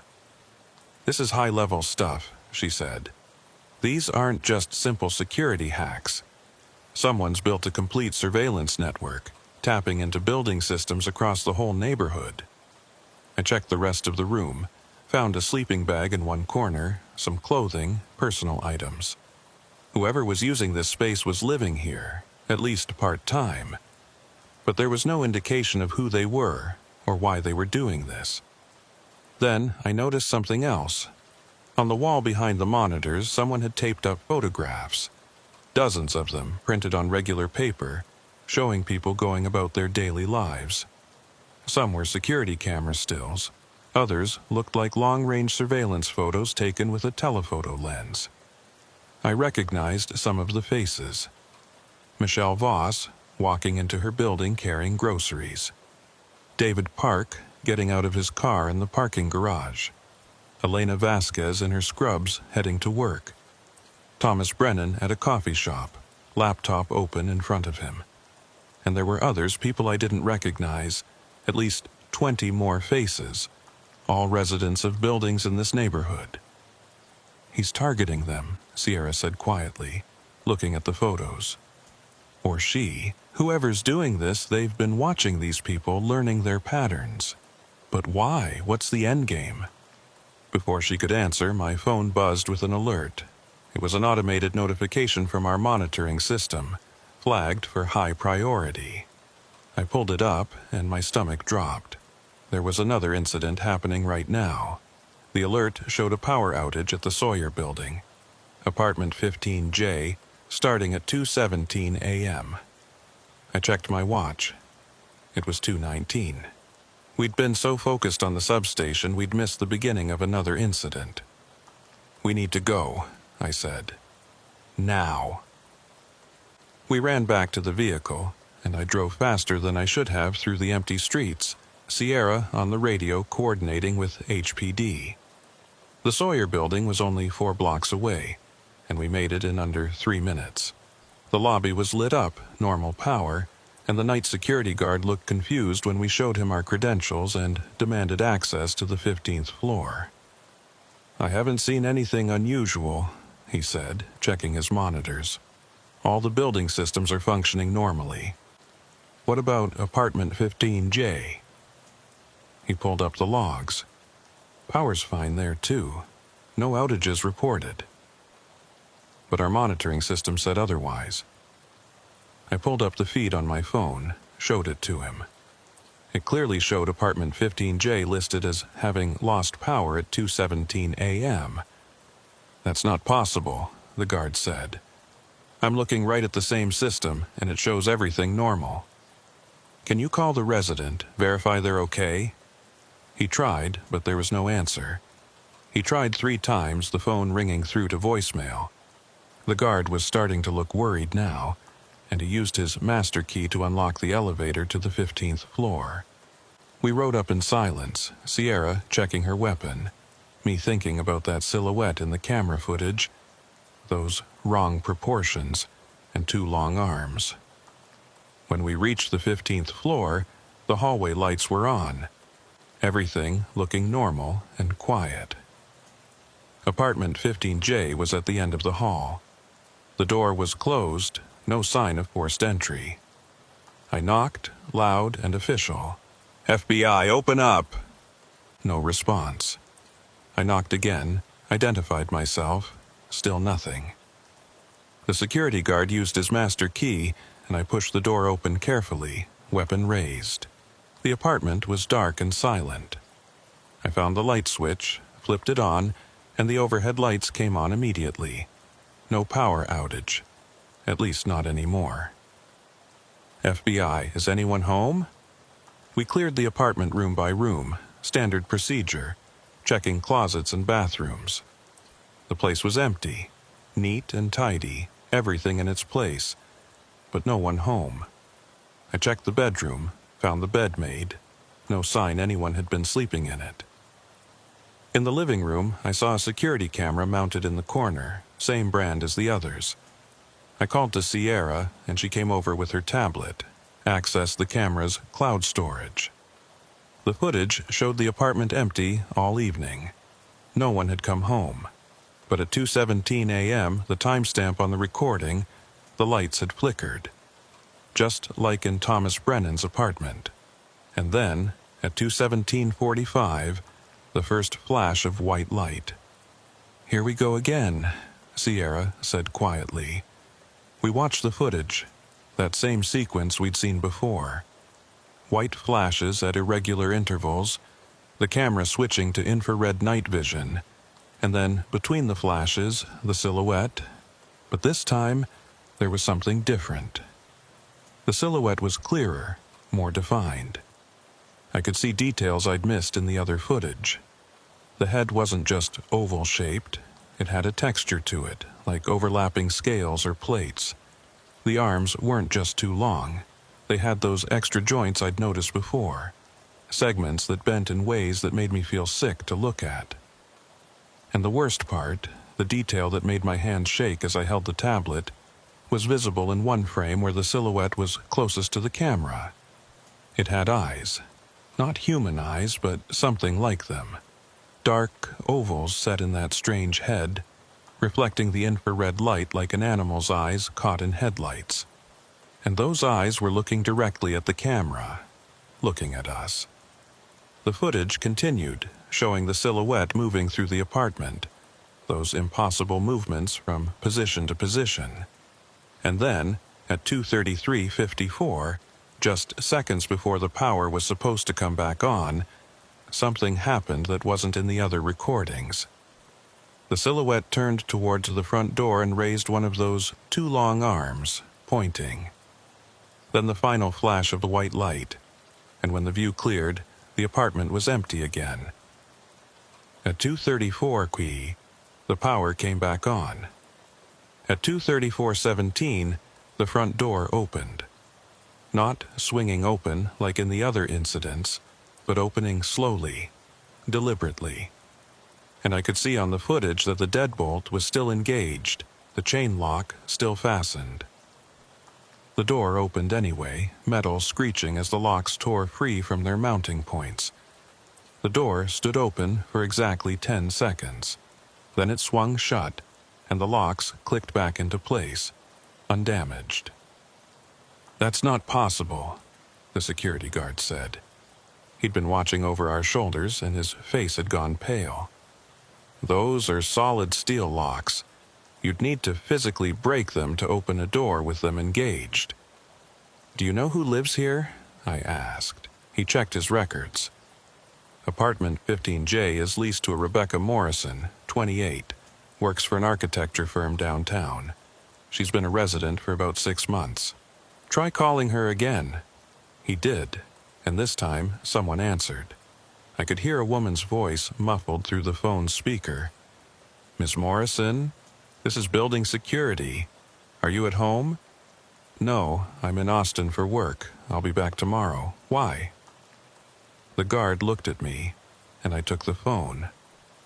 "Miss Morrison, this is Special Agent Caleb Moreau with the FBI. We need to ask you some questions about your apartment." There was a long pause. "The FBI? Is something wrong?" "We're investigating a series of incidents in your neighborhood. I need you to tell me, have you noticed anything unusual in your apartment recently? Equipment malfunctioning, doors opening on their own, anything like that?" "No, everything's been fine, but I've only been there a few days this month. I travel a lot for work." "When was the last time you were home?" "Sunday. I left Monday morning for this trip." "That was 3 days ago. If the pattern held, Rebecca Morrison would come home to find her front door locks torn apart and her security footage wiped. But this time, we'd been here when it happened. This time, we had live footage that hadn't been erased." I thanked her, ended the call, and looked at Sierra. "We need to get this footage to the technical team immediately, before someone realizes we have it and tries to wipe it remotely." She was already downloading it to an encrypted drive, making multiple copies. While she worked, I examined the door locks. They looked intact now, but I could see scratches on the metal around the deadbolt. Stress marks where the lock had been forced through the door frame and then somehow reseated. My phone rang, and I saw it was Deputy Trammell. "Moreau, we got a call from one of your monitoring systems. Said there was an incident at the Sawyer building." "Yeah, we're here now. The resident's out of town, but we got footage of what happened." "That's not why I'm calling. We just got another report. Different building, same neighborhood. Resident came home to find his door open and his security system dead. Says he wasn't home when it happened, but his neighbor heard someone walking around in his apartment around 2:30 a.m. I felt cold. "What's the address?" He told me, and I checked it on the map. It was 6 blocks away, outside the original cluster but in the same general area. The pattern was expanding. "Trammell, I need you to pull every missing persons report for this area from the last 6 months. Anyone who disappeared without explanation, especially if they lived in one of these apartment buildings." "You think someone's been taken?" "I don't know what I think yet. But we've got 5 incidents now, 5 different apartments with doors found open and security wiped. What if someone was home during one of those incidents? What if they didn't get away?" After I hung up, Sierra and I stood in Rebecca Morrison's apartment, and I tried to think through what we knew. Someone was monitoring the apartment buildings in this neighborhood, hacking their security systems, and somehow getting into units during 17-minute windows when the power was cut. They weren't stealing anything, at least not that we could confirm, but they were leaving evidence of their presence. Those open doors like calling cards. And the footage we'd seen, that silhouette with its wrong proportions and reflecting eyes, whatever that was, it was real. It had been in these apartments, moving through spaces while people slept or while they were away. But the question that bothered me most, the one I couldn't answer, was why? What was the purpose of all this? What did they want? Moreau, Sierra said, and something in her voice made me turn. She was holding her tablet, showing me something on the screen. I ran a comparison on all 5 incident locations, looking for any possible connection we might have missed. And they're all on the same power grid. Specifically, they all draw from the same main transformer station. Let me guess, the old Houston Light and Power substation. She nodded. The building's been decommissioned, but the underground infrastructure is still active. All the power for this neighborhood still routes through there before being distributed to individual buildings. I understood immediately.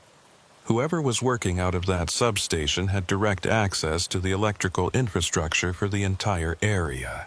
They could cut power to specific apartments, specific units, with precision and timing.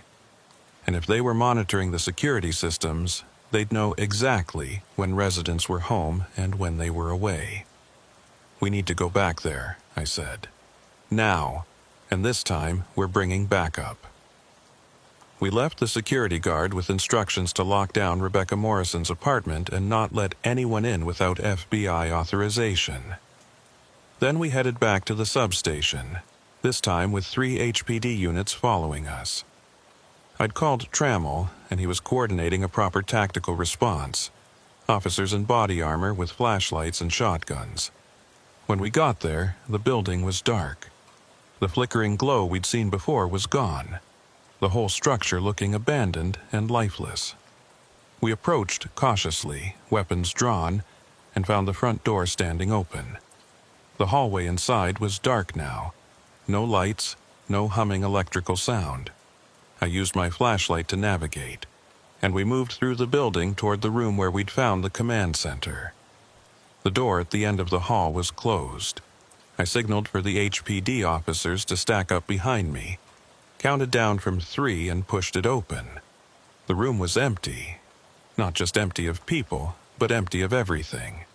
The tables were gone, the monitors, the laptops, the cables, all of it. The only evidence anyone had been there was some furniture impressions in the dust on the floor and the photographs still taped to the wall. But those photographs had changed. New ones had been added, and when I looked closer, my blood went cold. There were pictures of me and Sierra, surveillance photos showing us entering the building earlier that night, examining the command center, looking at the monitors. Someone had been watching us while we were in here, had photographed us, and then evacuated everything before we could come back. And below those photos, written in black marker directly on the brick wall, was a message. "You found me. Now I'll find you."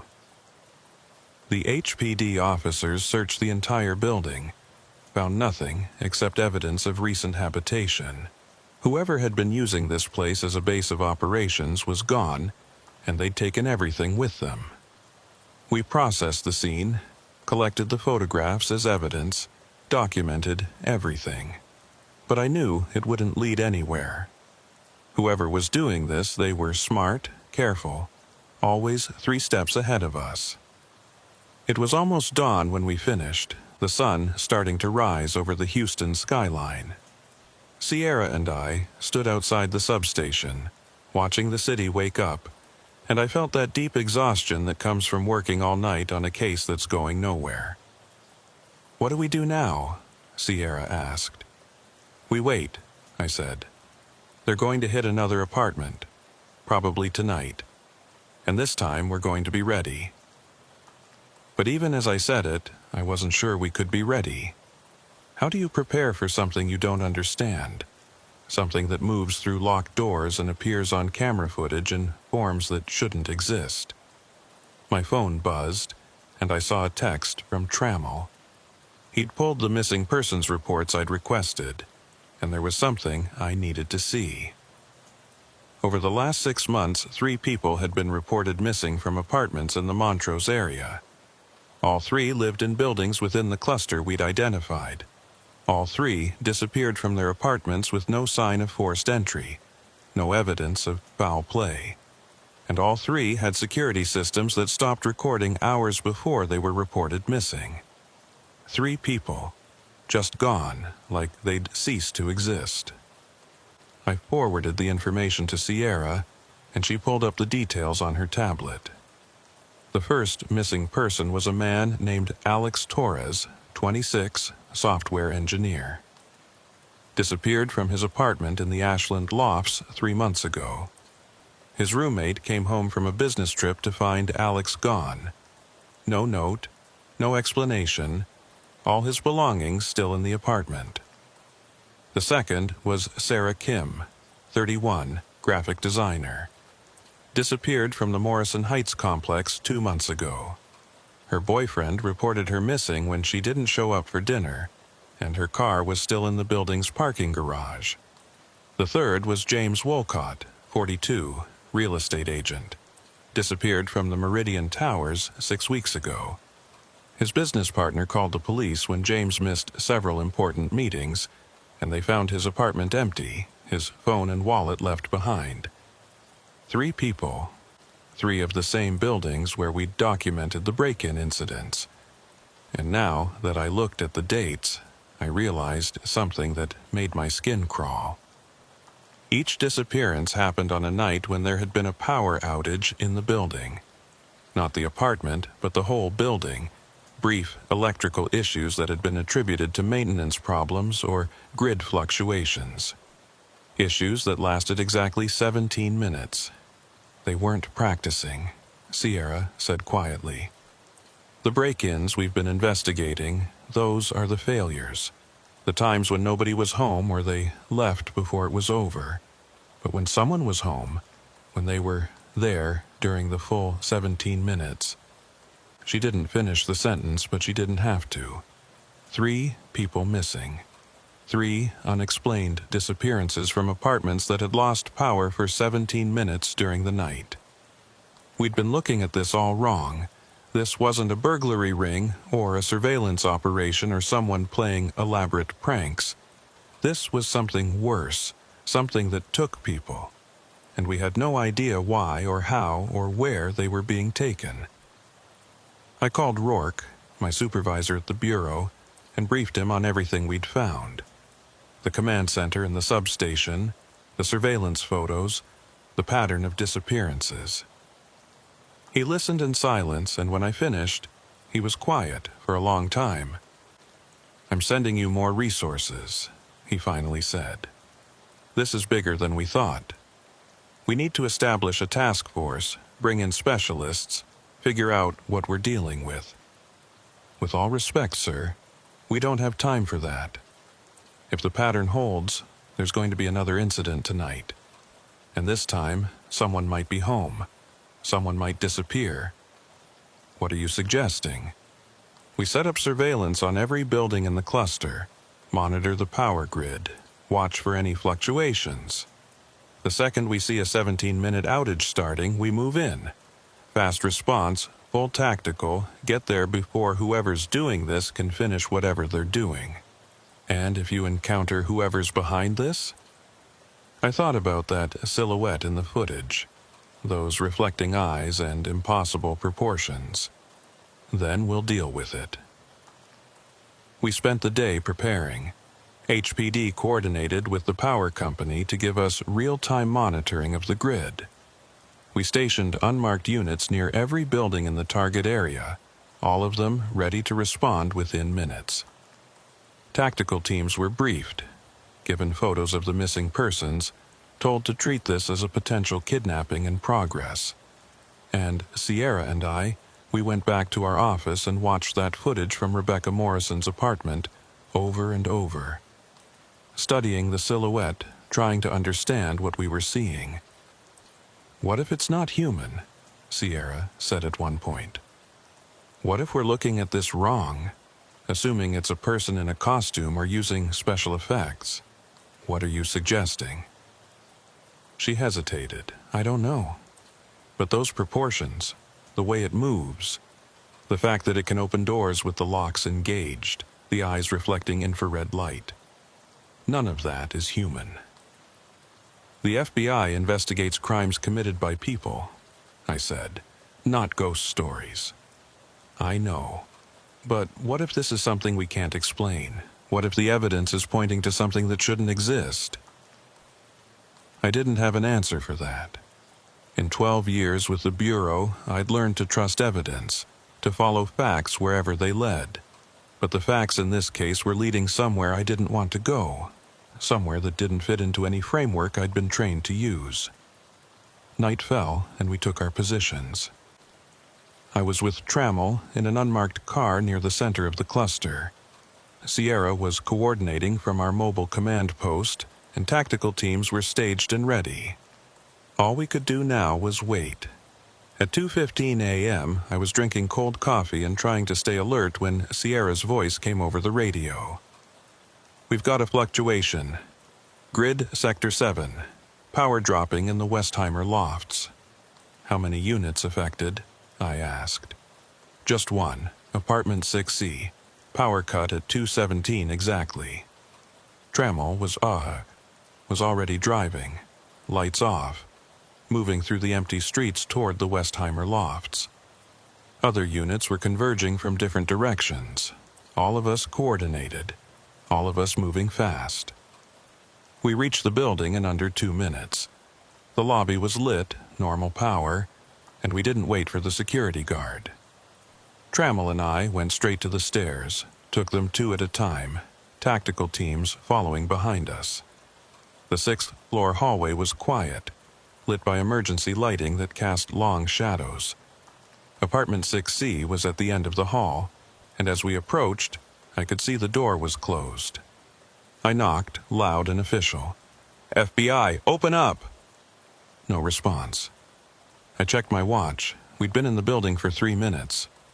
That left 14 minutes before the power was supposed to come back on, before whoever was in there finished whatever they were doing. "Breach it," I told the tactical team. They used a battering ram, and the door splintered inward.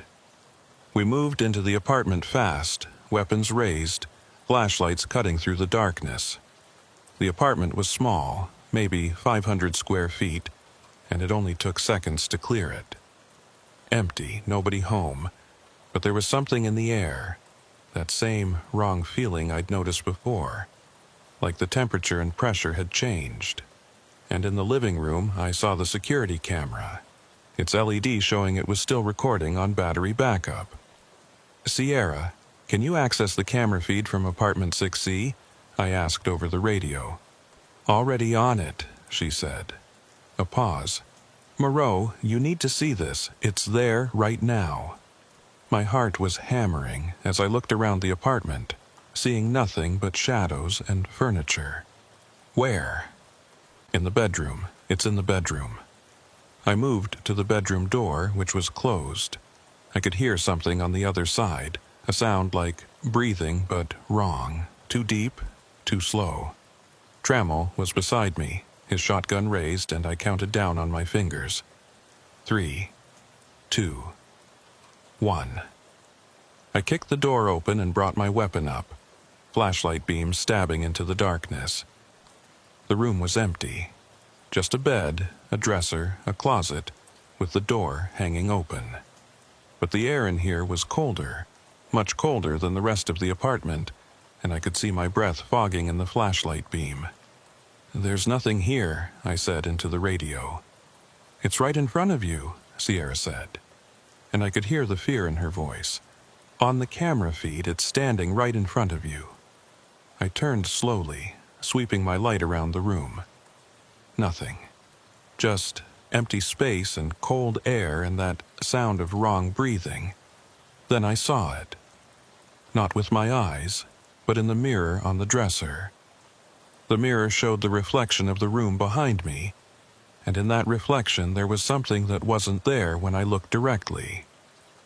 The silhouette, tall and thin and wrong, standing in the center of the room, those two long arms hanging at its sides, that oval head tilted at an impossible angle, and those eyes, dark and reflecting, looking right at me.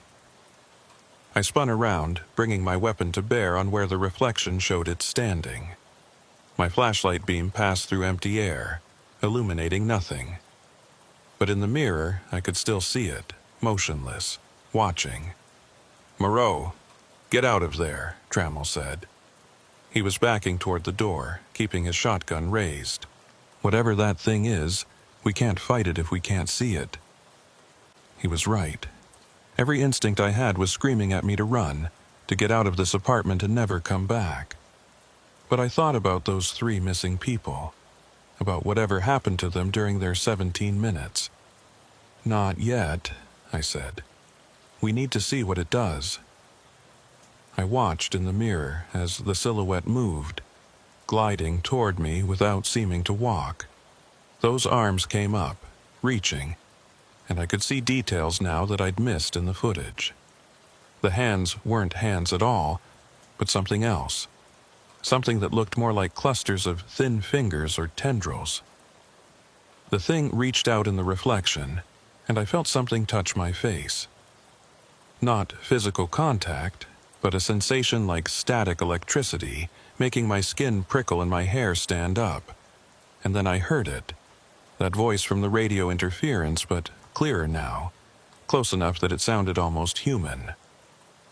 "Come back." Not a threat or a command, an invitation, or maybe a request. The temperature in the room dropped even further, and I could see frost forming on the mirror's surface, obscuring the reflection. The last thing I saw before the frost covered it completely was those eyes, dark and alien and somehow sad, looking at me with something that might have been longing. Then my watch alarm went off and I realized 17 minutes had passed.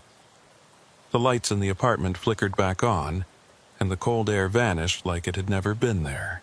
The breathing sound stopped, and when I looked at the mirror, I saw only my own reflection, pale and shaken. Sierra's voice crackled over the radio. "Moreau, are you okay? The camera feed just went back to normal." "Yeah," I said, but I wasn't sure it was true. "We're okay." We searched the apartment thoroughly, found nothing except that strange frost pattern on the mirror and some temperature readings that didn't make sense. The bedroom had been 20 degrees colder than the rest of the apartment, but there was no explanation for it. No open windows, no AC malfunction, nothing that could account for that kind of temperature drop. The resident of apartment 6C was a woman named Lisa Huang, 29, who worked as a nurse at Methodist Hospital. When we called her, she said she'd been working a double shift and wasn't home. She'd been checking her security camera periodically throughout the night and hadn't seen anything unusual. But when Sierra pulled up the footage from Huang's camera and showed it to our technical team, they confirmed what we'd experienced. For exactly 17 minutes, the camera had recorded something in the apartment that wasn't visible to the naked eye. Something that appeared on infrared and in reflective surfaces but couldn't be seen directly. And in the audio from the camera, buried in the background noise, they found that voice again. "Come back, come back, come back." Repeated over and over for the full 17 minutes. I didn't sleep that night. I went home as the sun was coming up, showered, changed clothes, and went right back to the office. Sierra was already there, looking as tired as I felt, surrounded by printouts and laptop screens. "I've been going through the camera footage from all 6 incidents," she said when I walked in, "looking for patterns, anything that might tell us what this thing wants. And in every case, it appears shortly after the power cuts, moves through the apartment, seems to be searching for something. When the apartment's empty, it just waits. When someone's home, she pulled up footage from one of the earlier incidents, one I hadn't seen before. It showed the interior of an apartment, the timestamp indicating it was from about 2 months ago. Sarah Kim's apartment, the graphic designer who'd gone missing. The footage showed Sarah asleep in her bed when the power cut. She woke up, confused in the darkness, and reached for her phone to use as a flashlight. And that's when the silhouette appeared in the doorway of her bedroom. Sarah saw it. I could tell by the way she froze, staring at something in the doorway that shouldn't have been there. But unlike us in apartment 6C, she could see it directly. The camera showed her backing up against the headboard, mouth open in a silent scream. The silhouette moved toward her, those 2 long arms extending, and Sarah tried to run. She made it 2 steps before those tendril-like hands touched her, and then she just stopped, frozen in place, eyes wide, still trying to scream but no sound coming out. And then, in a way that made my stomach turn, she started to fade. Not quickly, but gradually, like she was being erased from the world 1 pixel at a time. Her edges blurred first, then her features became indistinct, and within maybe 30 seconds she was just a vague outline. The silhouette wrapped around her and together they disappeared, leaving the bedroom empty. The power came back on exactly 17 minutes after it had cut. The camera recorded an empty apartment for the rest of the night.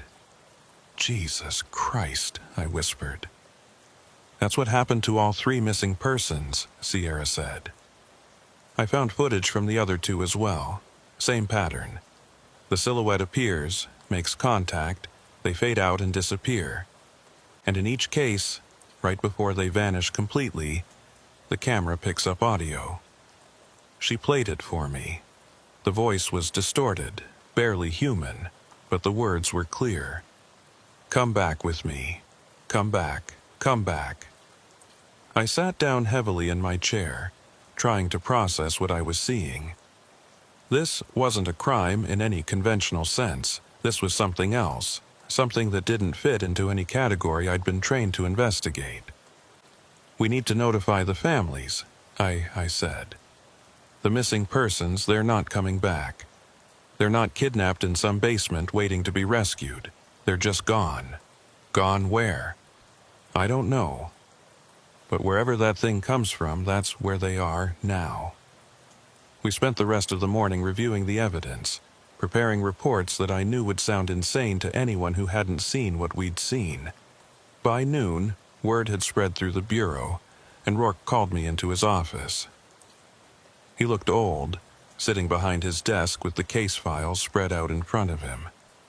He'd been with the bureau for 30 years, worked every kind of case imaginable, but this was something new even for him. "Tell me what you think is happening here," he said. "Honestly, I think something is coming into our world from somewhere else. I think it's been doing it for months, maybe longer, using the electrical infrastructure as a pathway. It searches apartments, looking for people, and when it finds someone, it takes them back with it. Back where? I don't know. Somewhere we can't follow. Somewhere that doesn't show up on cameras except as thermal signatures and infrared reflections." Rourke was quiet for a long time. Then he said, "You know how this sounds." "Yes, sir, it sounds crazy. But the evidence is all there. The footage, the temperature readings, the missing persons.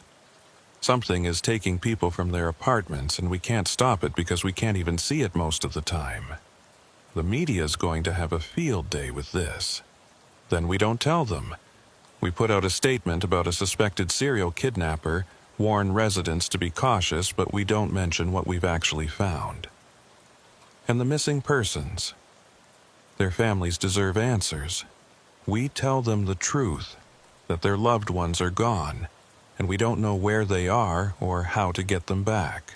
It's not the answer they want, but it's the only one we have." Rourke approved my recommendations, and we held a press conference that afternoon. We kept it vague. talked about suspicious activity in the Montrose area, advised residents to check their security systems and report any unusual power outages. The reporters asked questions we couldn't answer, pushed for details we couldn't give, but we stuck to the script. That night, Sierra and I were back on surveillance, watching the power grid, waiting for the next incident. But it didn't come. 2:17 a.m. passed without any fluctuations, without any signs of the silhouette. The same thing happened the next night, and the night after that. A week went by with no incidents, and I started to think maybe it was over. Maybe whatever had been happening had run its course, and the silhouette had stopped coming. Then, on the 8th night, Sierra called me at 2:00 a.m. "Moreau, you need to get to the office right now." "What's happening?" "Just get here. You need to see this." I made it to the office in 15 minutes. Sierra was in the conference room with Trammell and 3 other HPD officers, all of them staring at a monitor showing a LAMP security feed. "What am I looking at?" I asked. "This is the feed from the old Houston Light and Power substation," Sierra said. "The one we raided last week. I've had a camera on it ever since, watching for any activity." The feed showed the exterior of the building, the same abandoned structure we'd searched. But now, there was light coming from inside, that same flickering glow we'd seen before. "Someone's back," I said. "Not someone. Look closer." She zoomed in on one of the boarded windows, and I could see through the gaps in the boards. The light inside wasn't from electrical equipment or flashlights. It was wrong. Too white, too bright, pulsing in a rhythm that made my eyes hurt to watch. And moving in front of the light, casting shadows on the walls, was a figure. Tall and thin and wrong, the same silhouette we'd been tracking. "It's there right now," Trammell said. "And it's not alone." Sierra changed the feed to a different camera, one she must have placed inside the building during our search. The view showed the main room where we'd found the command center, and what I saw there made my blood run cold. There were 3 of them. 3 silhouettes, all identical, all moving through the space in that gliding, impossible way. And they were doing something, working on something in the center of the room, though I couldn't tell what. "We need to move on this," Trammell said. "Now, while they're all in one place." "Move on them how?" I asked. "We can't even see them most of the time. How are we supposed to apprehend something we can't touch?" "We burn the building," one of the HPD officers suggested. "Trap them inside, burn it down, problem solved." "We're not burning anything," I said. "We don't know what these things are or what they want. For all we know, fire won't affect them at all." "Then what do you suggest?" I thought about Sarah Kim, about how she'd been able to see the silhouette directly before it took her. About Marcus, Elena Vasquez's boyfriend, who'd seen it in the hallway of her apartment. Some people could see them, at least sometimes, under certain conditions. "We go in," I said, "just me, alone. No weapons, no tactical gear. If these things are intelligent, if they're trying to communicate, then maybe I can talk to them." "That's suicide," Sierra said. "You saw what happened to those missing persons. The second it touches you, you're gone. Maybe. But what if they weren't taken? What if they went willingly? That voice on the recordings, 'Come back,' it sounds like an invitation, not a threat." "Come back from where? You think these things are trying to bring people home?" "I don't know what I think. But someone needs to try to understand this, and right now, I'm the only one who's seen them face to face and lived to talk about it." They argued with me for 20 minutes, tried to talk me out of it, but I'd made up my mind. At 2:45 a.m., I drove alone to the old substation, parked outside the fence, and walked up to the front door. The building was warm, much warmer than the cool August night, and I could feel that same electrical hum in the air that I'd noticed before. The door was unlocked, and I pushed it open, stepping into the hallway. The flickering light was brighter now, coming from the main room at the end of the hall. I walked toward it, my footsteps echoing on the concrete floor, my heart hammering in my chest. At the door to the main room, I stopped, took a deep breath, tried to prepare myself for whatever was on the other side. Then I pushed the door open and stepped inside. The room was full of light, that impossible white glow that seemed to come from everywhere and nowhere. And in the center of the room, I saw them. 3 silhouettes, just like in the footage, tall and thin, with those 2 long arms and oval heads. But I could see them now. Not clearly, not in detail, but I could see them directly, instead of just in reflections and infrared. They were there, real, solid in a way that didn't quite make sense to my eyes. They turned toward me, and I saw those eyes, dark and reflecting, looking at me with something that might have been curiosity. "Who are you?" I asked. My voice sounded small in the large room. "What do you want?" The nearest one moved toward me, gliding across the floor without seeming to walk. It stopped maybe 5 feet away, and I could feel cold radiating from it. That same cold I'd felt in apartment 6C. Then it spoke, and its voice was the same voice I'd heard on the recordings, distorted and mechanical, but trying so hard to be human. Lost, need to go back. Back where? It raised one of those tendril hands pointed upward, not at the ceiling, but beyond it, at something I couldn't see. Home. But the way is closed. Need help. Need people to come back. "The people you took," I said. "Sarah Kim, Alex Torres, James Wolcott. Where are they?" "Home, waiting. They came back. You come back too?" And suddenly I understood. These weren't monsters or kidnappers. They were lost, trying to find their way home, and the only way they could get there was by taking people with them. The electrical grid, the 17-minute windows, the specific buildings, it was all part of some pathway they'd found between their world and ours. "I can't come back with you," I said. "This is my home, but maybe I can help you find another way." The silhouette tilted its head, and for a moment I thought I saw sadness in those dark eyes. Then it reached out, and before I could back away, one of those tendril hands touched my forehead. The world went white. I woke up in a hospital bed with no memory of how I got there. Sierra was sitting in a chair beside the bed, and when she saw my eyes open, she grabbed my hand. "Thank God," she said. "You've been unconscious for 3 days. What happened?" "We don't know. We were monitoring you on the remote cameras, and we saw you enter the building. Then there was this flash of light, so bright it overloaded the cameras, and when the feed came back, you were lying on the floor. The silhouettes were gone. Where am I?" "Memorial Herman. You were completely unresponsive when we found you, but all your vital signs were normal. The doctors couldn't figure out what was wrong." I tried to sit up, but my body felt weak, like I'd been lying still for much longer than 3 days. "The substation. We need to get back there. It's gone, Moreau. The whole building. It burned down the same night you went in. Fire department said it was an electrical fire, probably caused by all that old equipment.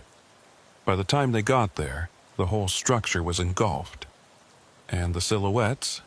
Sierra shook her head. "No trace of them. No bodies. No evidence they were ever there. Just ash and melted metal." I lay back against the pillow, trying to process this.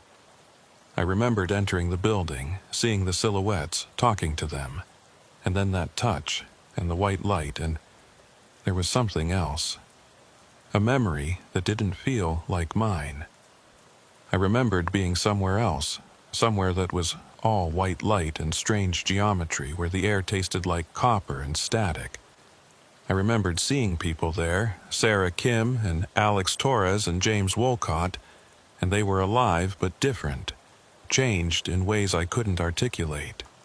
And I remembered the silhouettes showing me things, sharing something with me through that touch.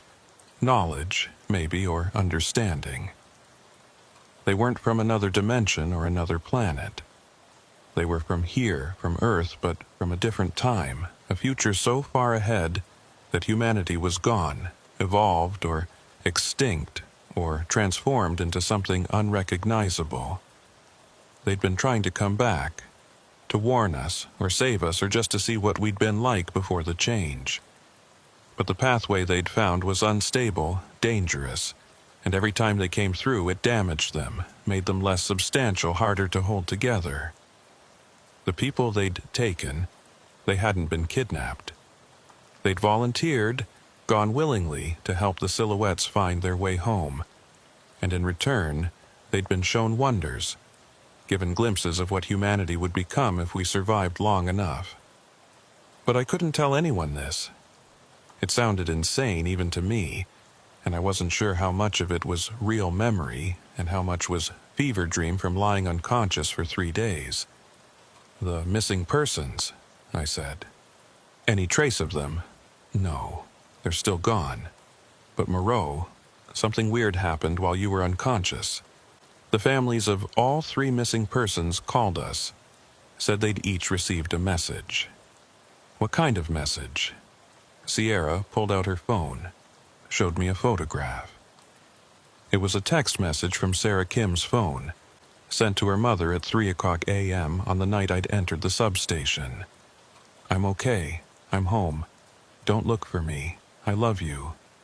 The other 2 missing persons had sent similar messages all at the same time, all saying essentially the same thing. They were okay. They were where they needed to be, and they weren't coming back. The phone company confirmed the messages had been sent from the missing persons' phones, but they couldn't explain how. All 3 phones were turned off. Their last known locations were the apartments where the people had disappeared, and there was no cell tower activity that could account for the transmissions. The messages had just appeared, like they'd been sent from somewhere outside our normal communications network. I was discharged from the hospital 2 days later, with instructions to take it easy and follow up with a neurologist to make sure there was no lasting damage. Sierra drove me home, and we sat in my driveway for a while, not talking, just looking at my house and the ordinary suburban street beyond. "What do you think really happened?" she asked finally. "I think we encountered something we weren't equipped to understand," I said. "And I think it's over now. The substation's gone, the silhouettes haven't appeared anywhere else, and the missing persons aren't coming back. But you saw something in there. When that thing touched you, you saw something. Maybe, or maybe I just had a hallucination from electrical shock. Either way, it doesn't matter now." But it did matter. In the weeks that followed, I found myself thinking about those silhouettes constantly, about their sad eyes and their desperate need to go home. I thought about the future they came from, that white light place where humanity had become something else. And I thought about the choice they'd given those 3 people. Stay in the present and live normal lives, or come with us and see wonders beyond imagination. 3 people had chosen to go, and I didn't think they'd been wrong. The Bureau closed the case officially, listing it as a series of unexplained disappearances likely related to an organized crime operation that had since been disrupted. The families accepted the explanation, or at least stopped asking questions. The media moved on to other stories, but I kept the case files, all the footage and photographs and reports. I locked them in a safe in my home office, and sometimes late at night when I couldn't sleep, I'd take them out and review them, looking for answers that didn't exist, or maybe looking for proof that I hadn't imagined the whole thing. 6 months after the incident, I got a package in the mail. No return address, just a plain brown envelope with my name on it. Inside was a photograph, a Polaroid-style image that showed something I couldn't quite make sense of. It looked like a city, but the architecture was wrong. Buildings that twisted in impossible ways, streets that seemed to curve upward into the sky. And in the foreground, standing together and smiling, were 4 people I recognized. Sarah Kim, Alex Torres, James Wolcott. And standing with them, looking happy and whole and alive, was a 4th person who I'd thought was dead. It was me. Or someone who looked exactly like me, but different somehow, changed in subtle ways I couldn't identify. On the back of the photo, written in handwriting that looked like mine but wasn't, was a single sentence: "Thank you for showing us the way back. Now we're showing you the way forward." I showed the photo to Sierra, and she stared at it for a long time before looking up at me. "This is impossible," she said. "I know. You can't be in 2 places at once. I know. But you're here, right now, sitting in front of me. Which means that person in the photo, whoever they are, they're not you. Or maybe I went with them," I said quietly. When that silhouette touched me, maybe some part of me did go back with them. And maybe that part is still there, in that white light place, learning what they wanted to teach us. That's insane. Yeah, it is. But I kept the photo anyway. Put it in the safe with the case files, and sometimes when I looked at it, I swore I could see that city in the background moving, changing, growing. And I could feel something pulling at me, a gentle insistence that I should come back, that I should rejoin the part of myself that had gone ahead. I never told anyone about this. Not Sierra, not Rourke, not the therapist the Bureau insisted I see after the incident. I just kept working cases, doing my job, living my life. But every night at 2:17 a.m., I'd wake up and feel that pull, stronger each time. And I'd look at my hands in the darkness and wonder if I was really here, or if the real me was somewhere else, in a city that shouldn't exist, with people who'd chosen to become something more than human. The incidents in Montrose never resumed. No more power outages, no more silhouettes, no more people disappearing from their apartments. But sometimes, on certain nights when the air felt electric and wrong, I'd drive through that neighborhood and look at those apartment buildings, and I'd wonder which of the people living there would be next.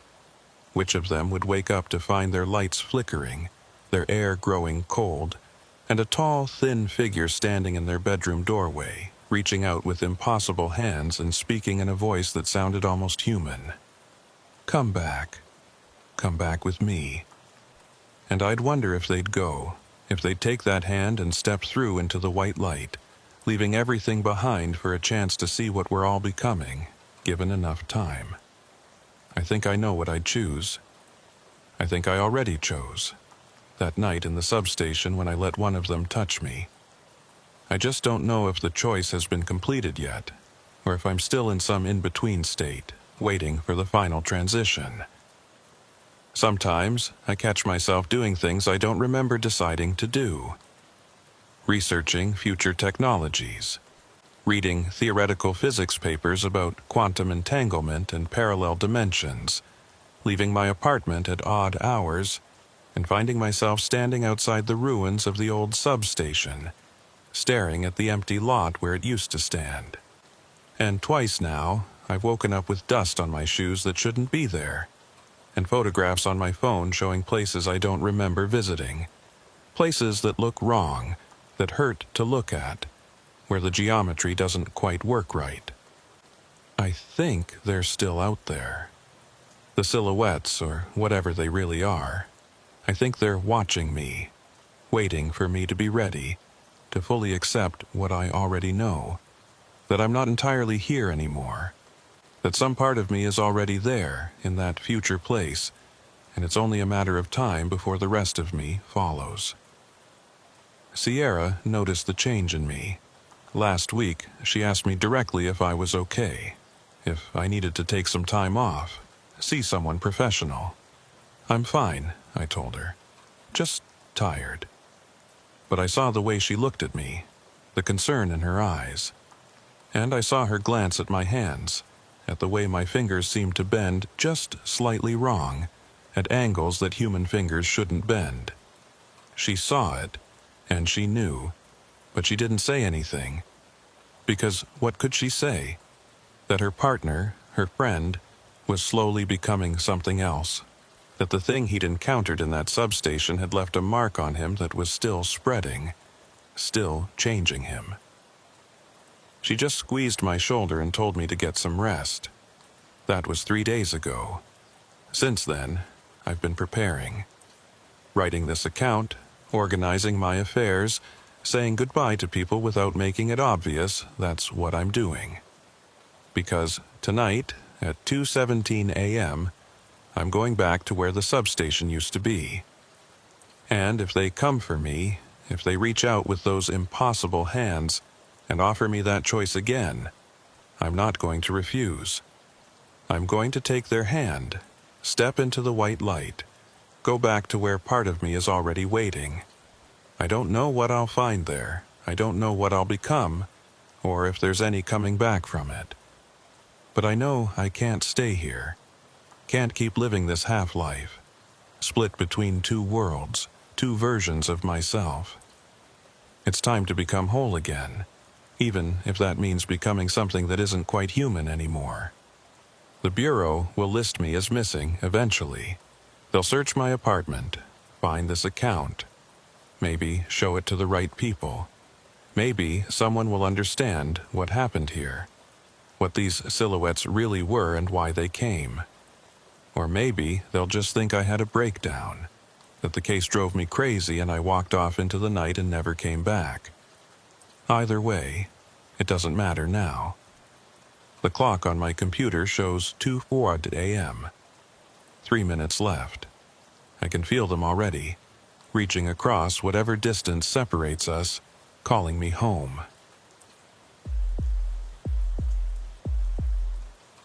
The border country changes you if you spend enough time out here. The heat, the emptiness, the sense that you're standing at the edge of something vast and indifferent. It gets inside you and doesn't let go. I've worked this territory for 8 years now, assigned to the FBI's El Paso field office with a focus on border crimes, and I thought I'd seen everything this desolate stretch of Texas and Mexico had to offer. Cartel violence, human trafficking, smuggling operations that moved everything from drugs to antiquities across the invisible line that separates two countries. But nothing in my experience prepared me for what we found at Border Mile 46. My name is Jonas Kincaid, Special Agent with the Federal Bureau of Investigation. This is my account of what happened in October 2023, and I'm filing it because the official report doesn't capture what actually occurred out there in the desert. Some things can't be put into the neat categories that government forms require. It started with a routine call from Border Patrol on a Thursday morning. I was in the office working through paperwork when my phone rang, and I saw it was Vera Montclair, the Border Patrol liaison I'd worked with on dozens of cases over the years.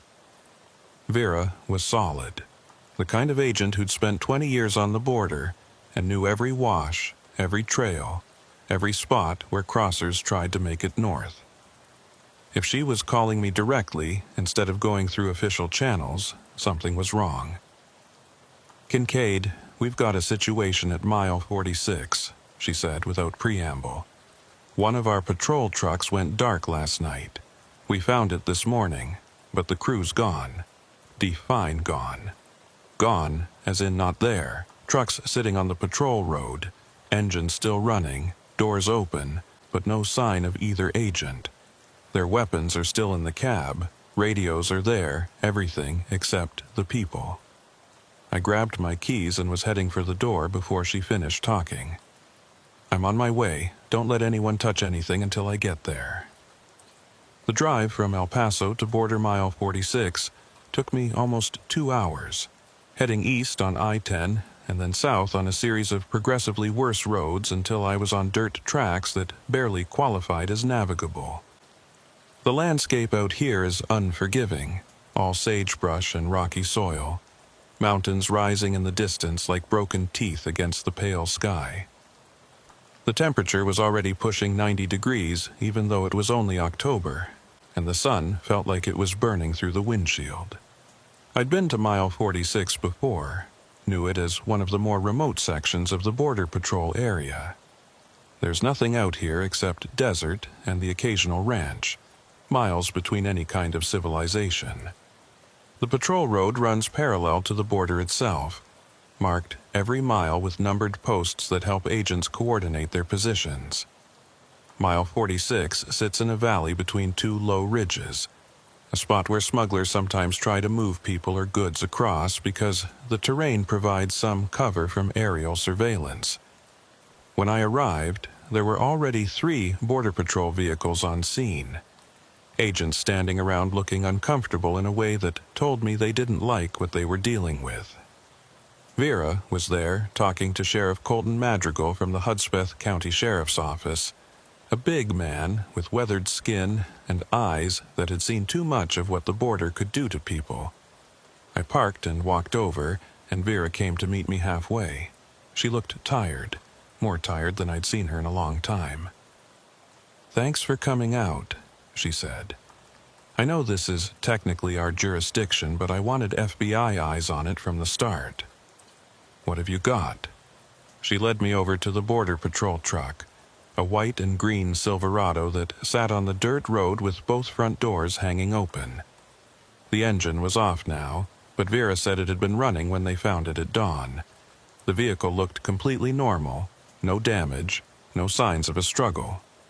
The interior was clean, 2 coffee cups in the holders, a half-eaten sandwich on the dashboard, paperwork scattered on the passenger seat.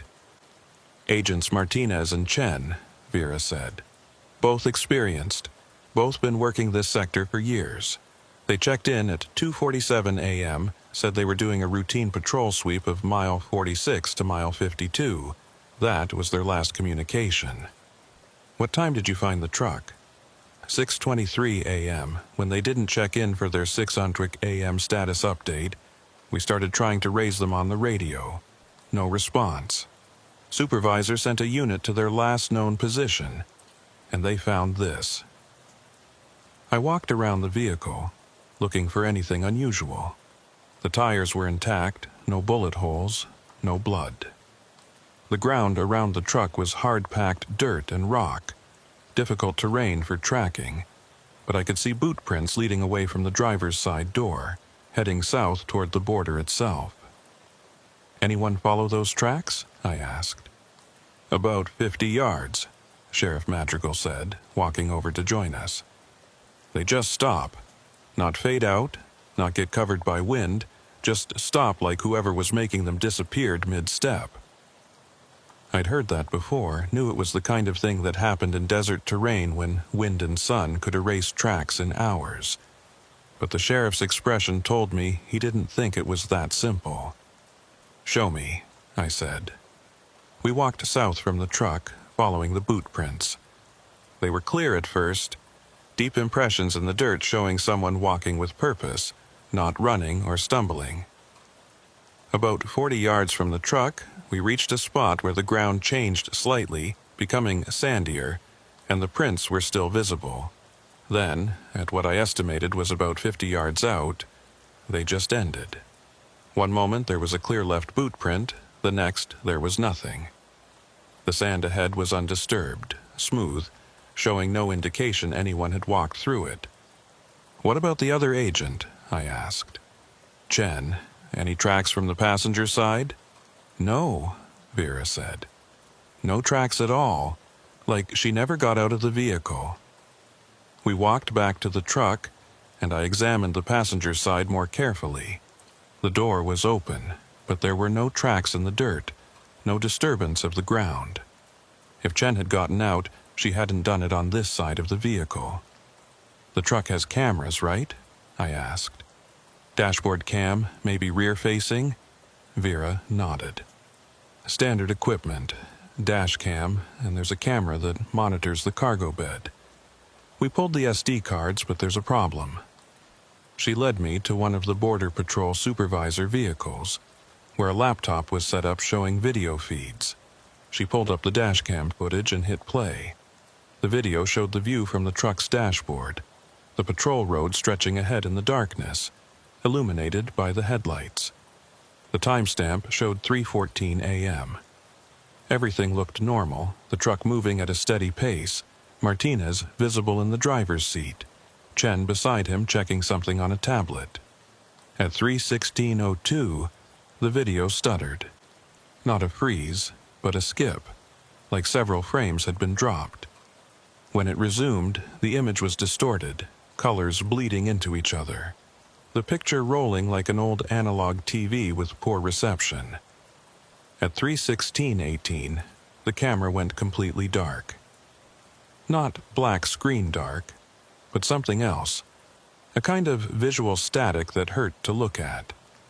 I could see patterns in it, almost like interference patterns, swirling and pulsing. The distortion continued for exactly 1 minute, and then at 3:17:18, the feed came back. The truck was stopped, both doors open, the headlights illuminating empty desert. There was no one in the vehicle, and the camera recorded nothing but stillness for the next 3 hours until the recovery team arrived. "What about the rear camera?" I asked. Vera pulled up that feed. It showed a similar pattern. Normal footage until 3:16, then the same distortion and static, then empty truck bed when the image cleared. "The audio's worse," she said, and turned up the volume. The first thing I heard was the normal sounds of a vehicle in motion, engine noise, the crunch of tires on dirt. Then, at the moment the video started to distort, the audio became a mess of static and interference. But underneath it, I could hear something else. A sound that was almost like voices, multiple voices overlapping, speaking in a language I didn't recognize. Or maybe not speaking. Maybe just making sounds that coincidentally resembled speech. When the video cleared and showed the empty truck, the audio was completely silent. No engine noise, no wind, nothing. Just perfect silence that lasted until the recovery team arrived. "Have your tech people looked at this?" I asked. "Yeah, they say the file isn't corrupted. The data's intact. Whatever happened, it happened to the cameras themselves, not the recording." Sheriff Madrigal had been quiet, but now he spoke up. "We've had weird stuff happen out here before. Radios cutting out, compasses spinning, people seeing lights in the sky. Border country's always been strange, but this is different." "How so?"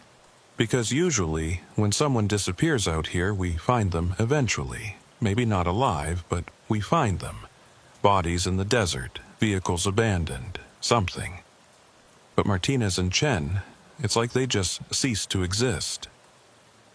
I spent the next hour processing the scene, taking photos, collecting what little evidence there was. The coffee cups had fingerprints that would match Martinez and Chen. The sandwich had bite marks that could be analyzed, but none of it would tell us where they'd gone or what had happened to them. What bothered me most were the wet footprints.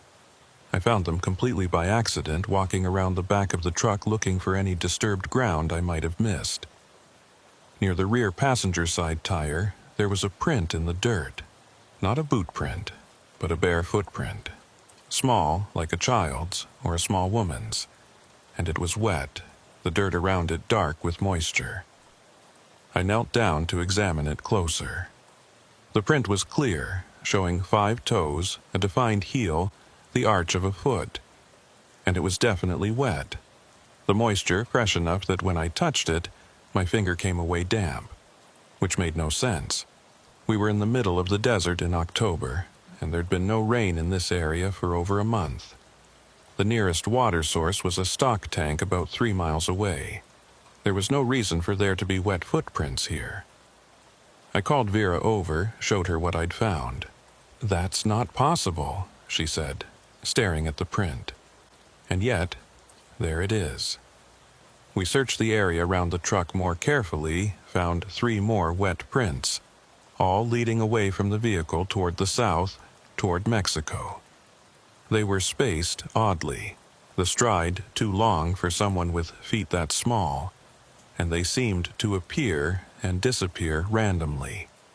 One print here, then nothing for 15 feet, then another print, then nothing again. Sheriff Madrigal brought over evidence collection kit, and I made casts of 2 of the clearest prints before the desert sun could evaporate the moisture.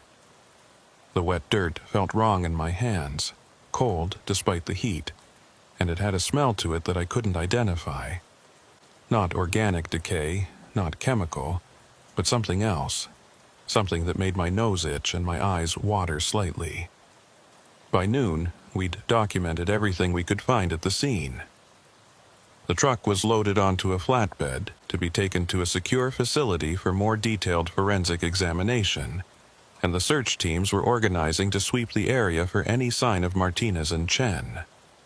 Helicopters were being brought in, tracking dogs, the full resources of Border Patrol and the FBI. But I had a feeling it wouldn't matter. Whatever had happened to those 2 agents, it wasn't something that would show up in a normal search pattern. Vera and I drove back to the El Paso office together, and we were both quiet for most of the trip. Finally, about 20 miles from the city, she said, "You ever work anything like this before?" "Disappearances? Yeah, plenty." "No, I mean like this.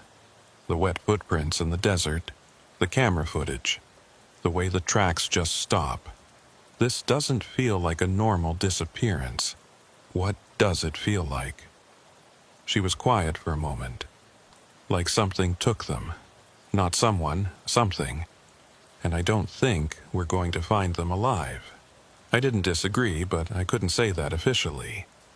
FBI agents don't work on feelings or intuition. We work on evidence and facts. But the evidence in this case was pointing toward something that didn't fit any rational explanation, and the facts were impossible. When we got to the office, I filed my initial report and started coordinating with the search teams. By evening, over 50 people were combing the desert around mile 46, using thermal imaging and drones and every piece of technology we had available. They found nothing except more of those wet footprints, scattered randomly across a half-mile area, all of them fresh, all of them impossible. I was reviewing the drone footage at my desk around 9 p.m. when something caught my attention. The drones had been flying a grid pattern over the search area, recording everything in high-definition thermal and visual spectrum. Most of it was just empty desert, rocks and brush and the occasional animal. But in one sequence, shot at 7:34 p.m., there was something on the horizon. The drone was facing south toward Mexico, and in the distance, maybe 5 or 6 miles away, there was a light. Not a vehicle light or a fire, but something else. Something that glowed white and steady against the darkening sky. I zoomed in as much as the footage allowed, but the light was too far away to make out details. It appeared in frame for maybe 15 seconds, then it was gone. Not moving away, not fading out, just gone. Like someone had flipped a switch. I marked the timestamp and the GPS coordinates, cross-referenced them with other drone footage from around the same time. 2 other drones had been in the air, both with cameras pointed in different directions. I pulled up their footage and found something interesting. One of the other drones, flying about 2 miles east of the first one, had also captured the light. From that angle it looked different, more vertical, like a pillar or column of white light stretching from the ground up into the sky. And around the base of it, I could see movement, dark shapes that might have been people but moved in ways that looked wrong. The footage lasted 18 seconds, and then the light was gone, and the shapes with it. I saved all 3 video files, encrypted them, and sent copies to our technical analysis team with a priority flag. Then I sat back in my chair and tried to think through what I was seeing. 2 experienced Border Patrol agents disappear from their vehicle at 3:16 a.m. Their truck is found hours later with wet footprints around it despite the desert being completely dry. Camera footage shows distortion and strange audio at the moment of disappearance, and now drone footage showing mysterious lights on the horizon in the same general area. None of it made sense individually, and it made even less sense taken together. My phone rang, and I saw it was Vera. "Kincaid, we got something. Search team found tracks about 2 miles south of where the truck was. Boot tracks? Martinez and Chen's? No, more of those wet footprints. Hundreds of them, all over an area about the size of a football field. And Jonas, they're all pointing north. Like something came from the south and headed toward where the truck was." I grabbed my keys. "I'm coming back out. Don't let anyone contaminate the site." The drive back to mile 46 took me through darkness this time. The highway empty except for the occasional semi-truck heading east.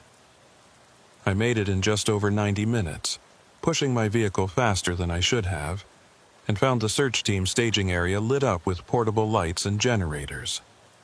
Vera met me at the perimeter, handed me a flashlight and a radio.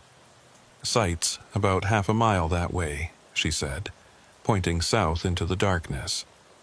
"We've got it lit up and marked off. You need to see this in person because I don't think photos are going to capture it." We hiked through the desert in silence, following a trail that had been marked with chemical light sticks. The terrain here was rougher than around the truck. More rocks and dry wash gullies that made walking difficult in the dark. After about 20 minutes, I saw lights ahead, and we emerged into an area that had been set up like an archaeological dig site. Portable floodlights illuminated a roughly circular area maybe 100 yards across, and within that circle, the ground was covered in footprints. Not randomly scattered, but arranged in patterns that looked almost deliberate. Lines of prints radiating out from the center. Spirals. Geometric shapes that couldn't have occurred naturally. And every single print was wet, dark moisture soaking into the pale dirt. "What the hell?" I said quietly. Sheriff Madrigal was there, along with half a dozen deputies and Border Patrol agents, all of them standing at the edge of the marked area looking uncomfortable.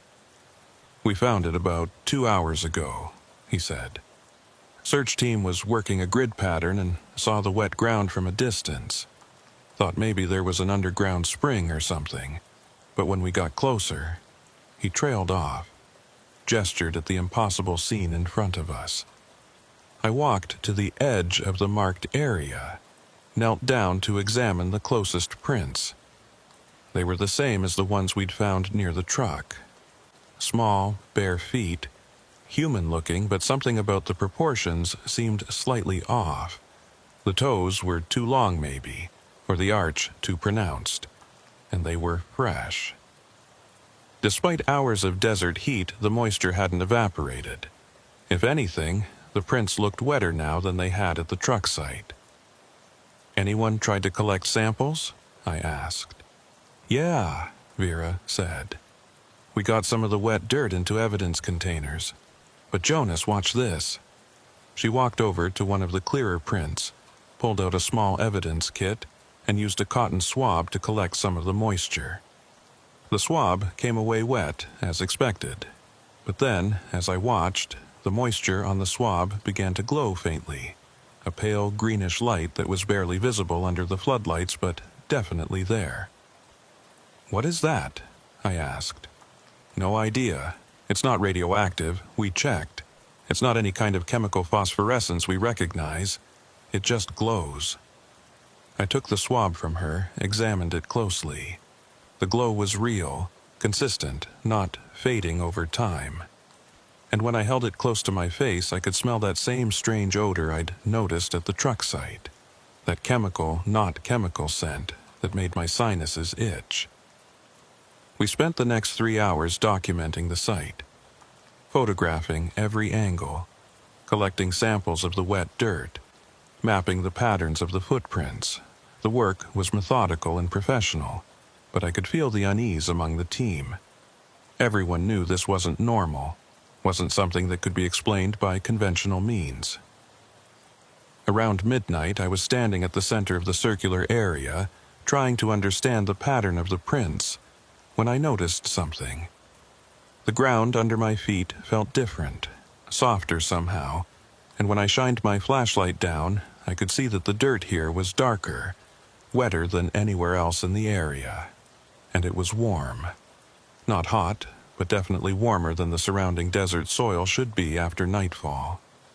I called Vera over, had her feel it. "That's not normal," she said. "Ground temperature should be dropping fast this time of night. This feels like it's got a heat source under it. We need to know what's down there. Get a ground-penetrating radar unit out here." She made the call, and 2 hours later, a team arrived with GPR equipment.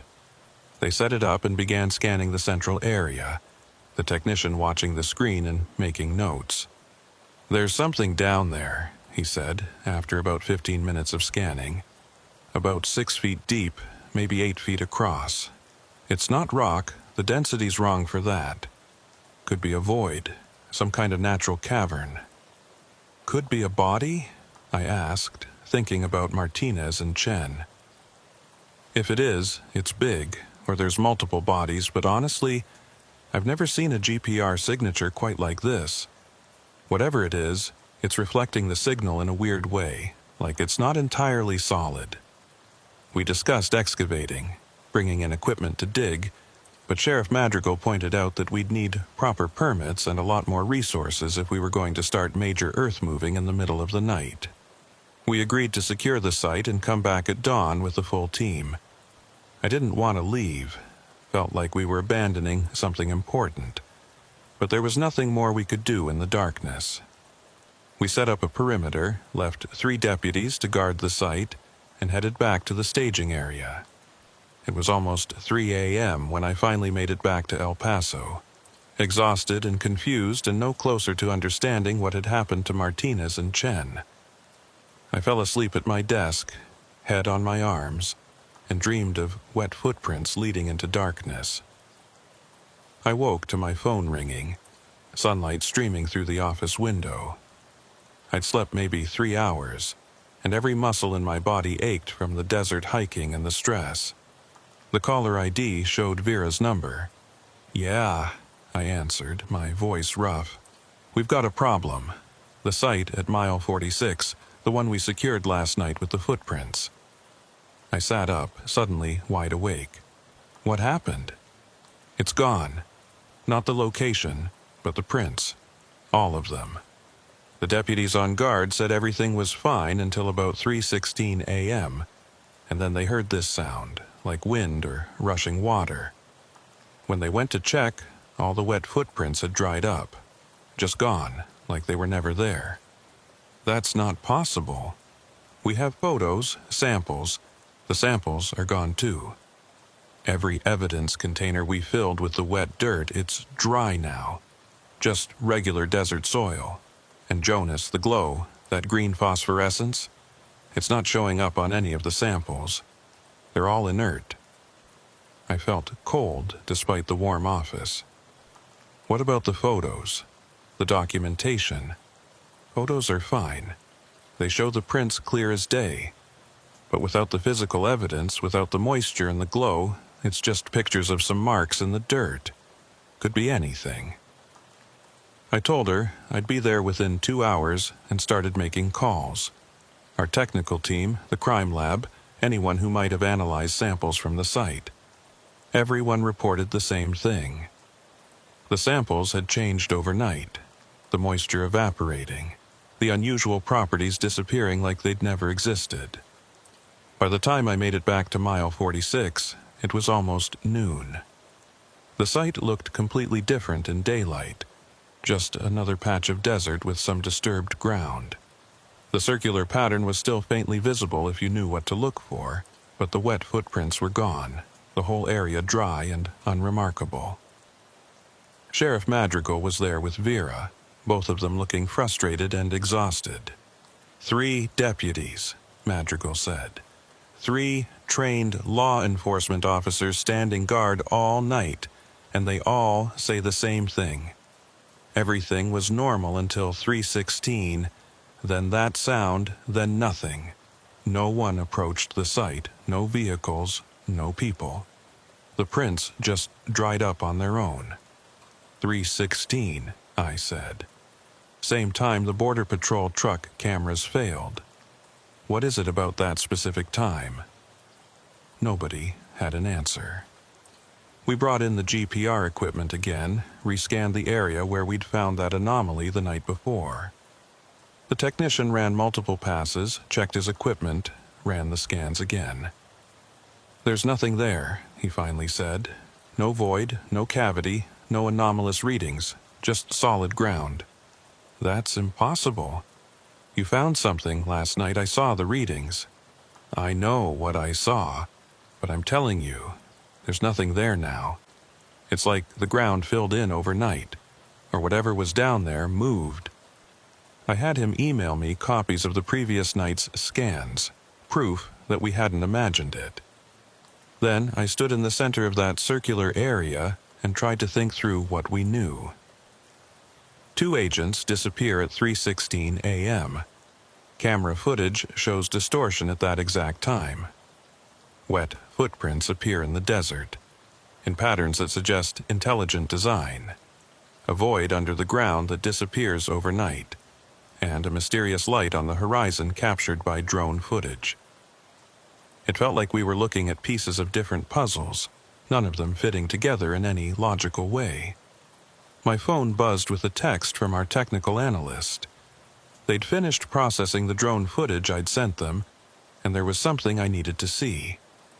I pulled it up on my tablet, an enhanced and stabilized version of the footage showing that pillar of white light. The analyst had zoomed in on the dark shapes moving around the base of it, run them through image enhancement and pattern recognition software. What I saw made my hands shake. The shapes weren't people. They were human-sized, roughly, but the proportions were wrong. Too tall, too thin, limbs that seemed to bend in extra places, and they moved in coordinated patterns, like they were performing some kind of ritual or work, all of them focused on the pillar of light. In one enhanced frame, I could make out details that had been too distant in the original footage. One of the shapes had its arms raised, and I could see what looked like fingers, but there were too many of them, long and segmented like insect legs. Another shape was bent at an angle that no human spine could achieve, its head tilted back at what should have been a fatal angle. And in the background, near the base of the light pillar, there were 2 smaller shapes. Human-sized, human-proportioned, wearing what looked like uniforms. Martinez and Chen. I showed the footage to Vera and Madrigal, watched their faces as they processed what they were seeing. "We need to go there," Vera said. "Those coordinates, that's where the light was. We need to get a team out there now." "That's 5 miles into Mexico," Madrigal pointed out. "We don't have jurisdiction." "I don't care about jurisdiction. We have 2 missing agents who might still be alive, and we know where they were taken. We coordinate with Mexican authorities, get permission, whatever it takes." I made the calls, contacted the FBI's legal attaché in Mexico City, started working through the diplomatic channels that would let us operate south of the border. It took hours, involved conversations with people in Washington and Mexico City and the State Department. But by evening we had authorization for a joint operation with Mexican federal police. The team assembled at mile 46 just after sunset. 12 FBI agents, 15 Border Patrol, 10 Mexican federales, and Sheriff Madrigal with 3 of his deputies. We had armored vehicles, medical support, communications equipment, everything we'd need for a potential hostage rescue in remote terrain. The plan was simple. Drive to the coordinates where the drone had spotted the light, search for any evidence of Martinez and Chen, and extract them if possible. We'd coordinate with additional units positioned along the border, ready to provide support if needed.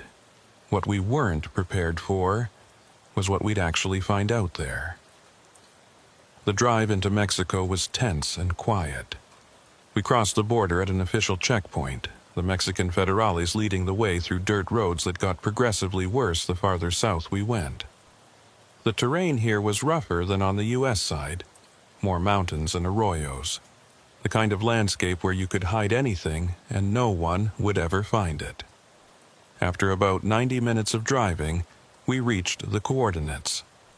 The lead vehicle stopped, and everyone deployed, spreading out in a tactical formation, weapons ready. I stayed with the command vehicle, monitoring radio traffic and watching the tactical displays. The sun had set fully now, and we were operating under artificial light, flashlights and vehicle-mounted spotlights illuminating the immediate area. The location was a shallow valley between two ridges, nothing particularly distinctive about it except for one detail that everyone noticed immediately. The ground was wet, not just damp, but soaking wet, like there'd been a heavy rain recently, except there hadn't been rain here any more than there had been at mile 46. The moisture had no source, no explanation. It was just there. And in the wet ground, there were footprints. Hundreds of them, maybe thousands, all those same small bare feet, creating patterns that spiraled out from a central point. At the center, there was a circle maybe 20 feet across where the ground was darker than the surrounding area. And in that circle, there were two sets of boot prints. The right size, the right pattern to match Border Patrol issue boots. "We've got tracks," one of the tactical team leaders reported over the radio. "Two sets, both adult size, heading south from the central circle." "Follow them," I ordered. "Carefully. Watch for anything unusual." The team moved forward, following the boot tracks. I watched through the video feed from their helmet cameras as they advanced through the wet ground, flashlight beams cutting through the darkness. The tracks led south for about 200 yards, then up the side of one of the ridges. The team climbed, maintaining formation, and reached the top of the ridge. And there, on the other side, they found something that stopped them in their tracks. There was a structure. Not a building, not exactly, but something that looked like architecture. It was maybe 30 feet tall, made of something that looked like stone but reflected light in a way stone shouldn't.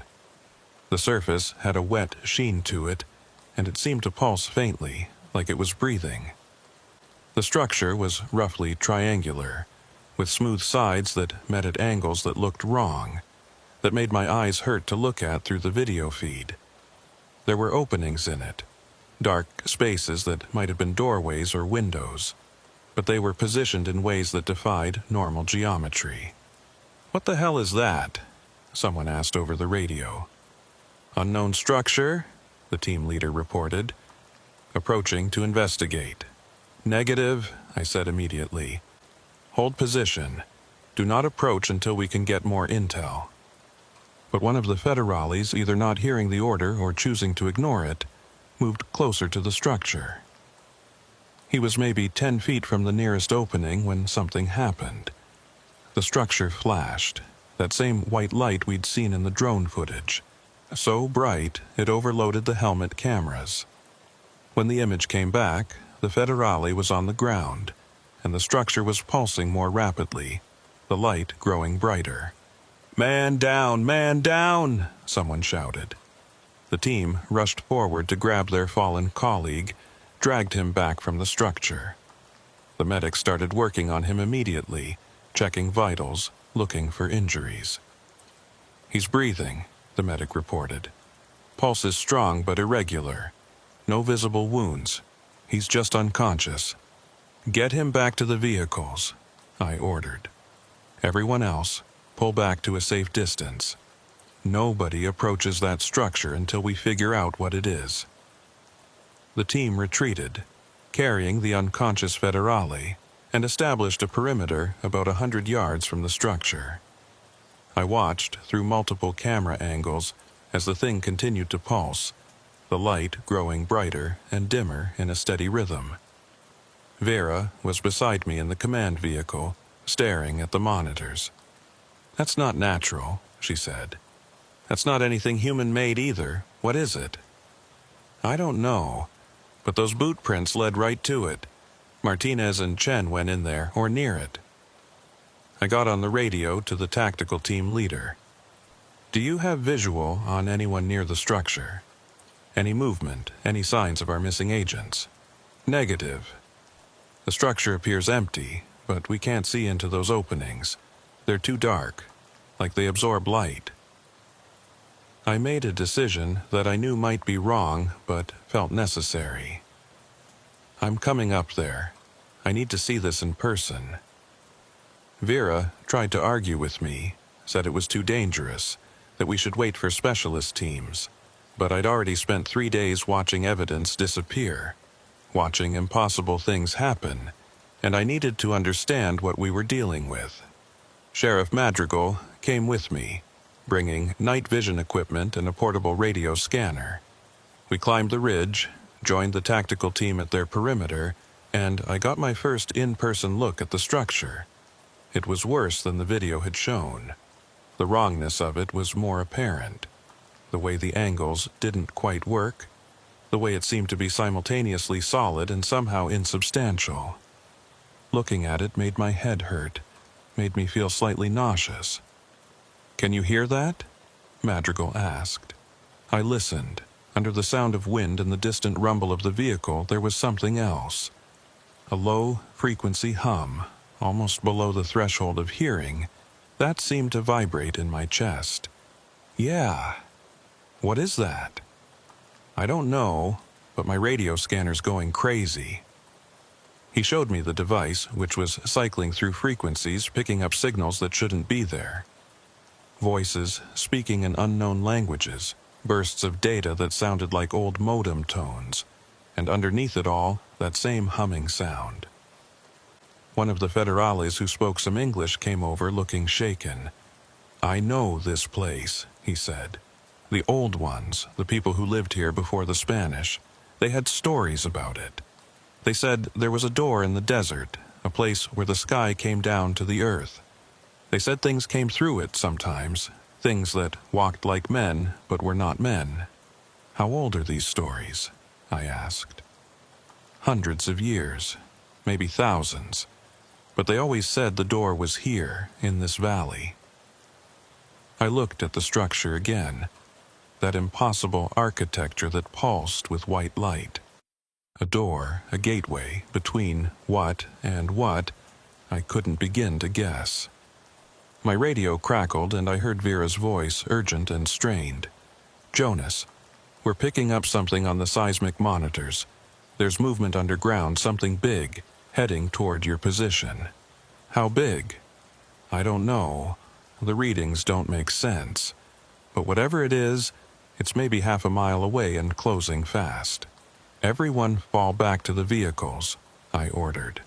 "Now." We started moving, but we'd only gone about 50 feet when the ground started shaking. Not violently, but a steady vibration that made it hard to keep balance. And the structure, that impossible thing, it flared bright white, brighter than before. Bright enough that I had to shield my eyes. When I could see again, there were figures emerging from the dark openings in the structure. Tall, thin figures that moved in that same wrong way I'd seen in the drone footage. They weren't walking. They were gliding, floating just above the wet ground, and they were coming toward us. "Open fire!" someone shouted, and gunfire erupted. Bullets hit the figures. I saw the impacts, but nothing happened. The figures kept coming, unaffected, moving with that eerie coordination. They weren't attacking, weren't showing aggression. They were just approaching, their two long arms extended. "Cease fire!" I yelled. "Hold your fire!" The shooting stopped, and in the sudden silence, I could hear that humming again, louder now, and underneath it, voices. The same voices from the camera audio, speaking in that language that wasn't quite language. The figures stopped about 20 feet from us, and I got my first clear look at them. They were humanoid, roughly 7 feet tall, with elongated limbs and heads that were oval-shaped and smooth. Where faces should be, there was nothing, just smooth, dark surface. But I could feel them looking at us, examining us. One of them raised an arm, pointing not at us, but past us toward the vehicles, toward the border, toward the north.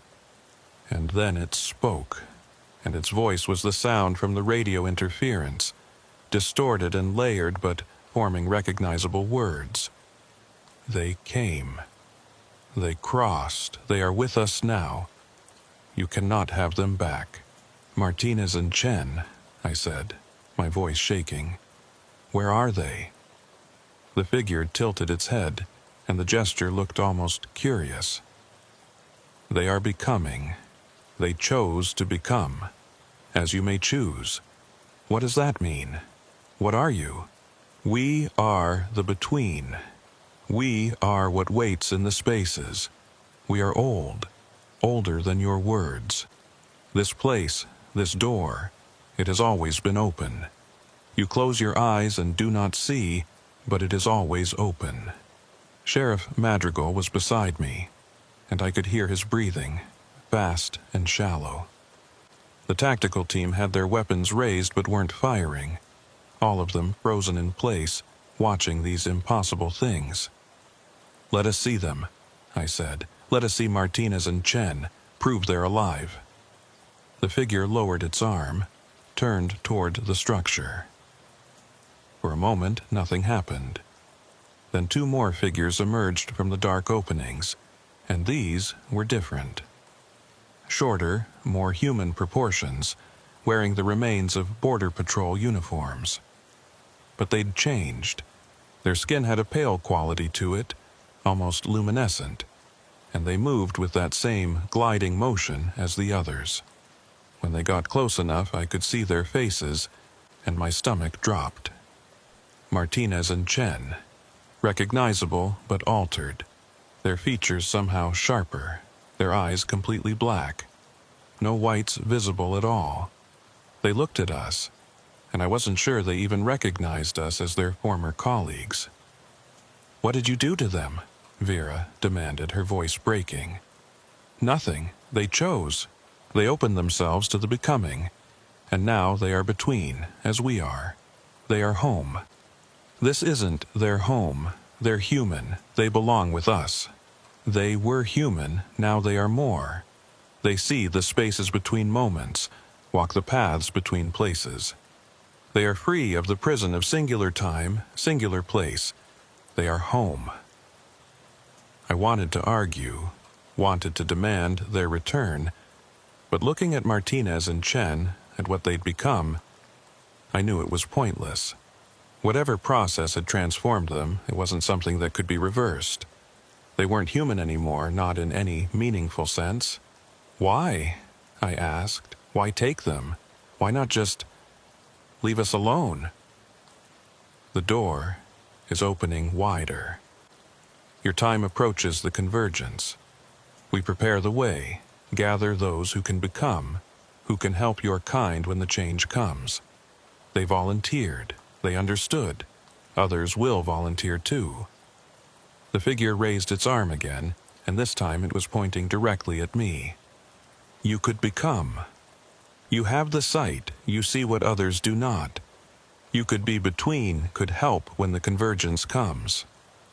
I felt that pull, that same sensation I'd experienced standing in the circle of wet footprints. An invitation, a promise of understanding, of seeing beyond the narrow limits of normal human perception. For a moment, I was tempted. Then Vera grabbed my arm, pulling me back, and the spell broke. We're leaving, she said firmly.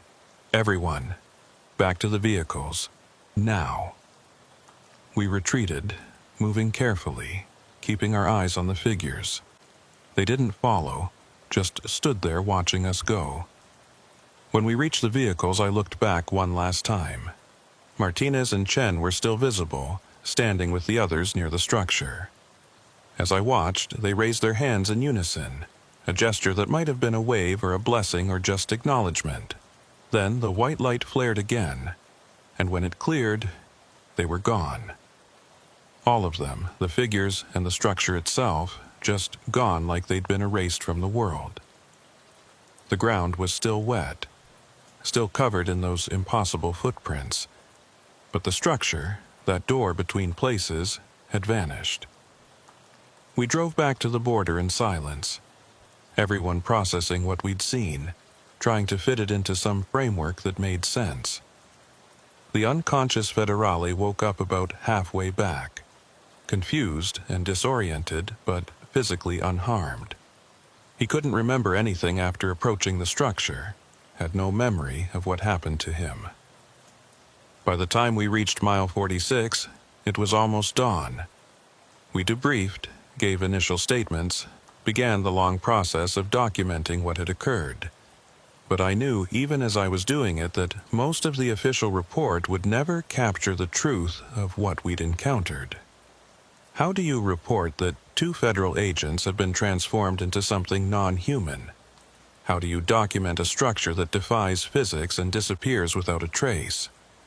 How do you explain to the families of Martinez and Chen that their loved ones aren't dead, but they're not coming home either?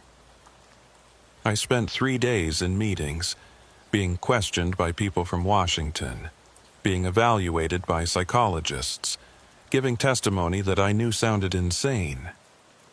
They showed me the photos from the site, the video footage, all the documentation we'd gathered. Everything was there, undeniable evidence of what we'd seen, but already the explanations were being crafted. Mass hallucination caused by unidentified chemicals in the desert air. Natural gas seepage that created visual distortions and affected brain function. Elaborate hoax perpetrated by persons unknown for purposes that remained unclear. The official story being prepared didn't include doors between worlds or beings that existed in the spaces between moments. It didn't include the transformation of 2 federal agents into something that was no longer human. On the 4th day, I was told to take administrative leave while the investigation continued. It wasn't a punishment, they said, just standard procedure. I needed rest, needed to process what I'd experienced.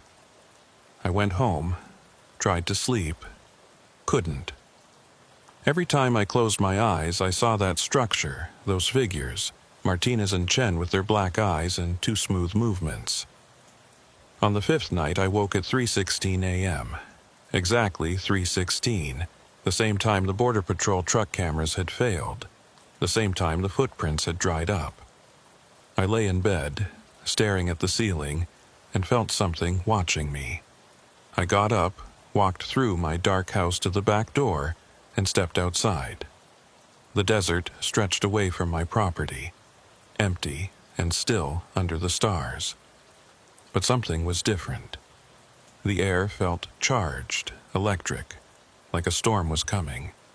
And in the distance, maybe a mile away, I saw a light, white and steady, pulsing in a rhythm I recognized. The door was opening again. Here, on the U.S. side, much closer to civilization than mile 46, they were coming through, those beings that existed between moments, and they were looking for more volunteers. I could feel that pull again, stronger now. The invitation to become, to see beyond the limitations of human perception, to understand the convergence they kept mentioning. Part of me wanted to walk toward that light, to see what Martinez and Chen had seen, to become what they'd become. Instead, I went back inside, locked the door, and called Vera. "They're back," I said when she answered. "Or they never left. There's a light in the desert, same as before. Where?"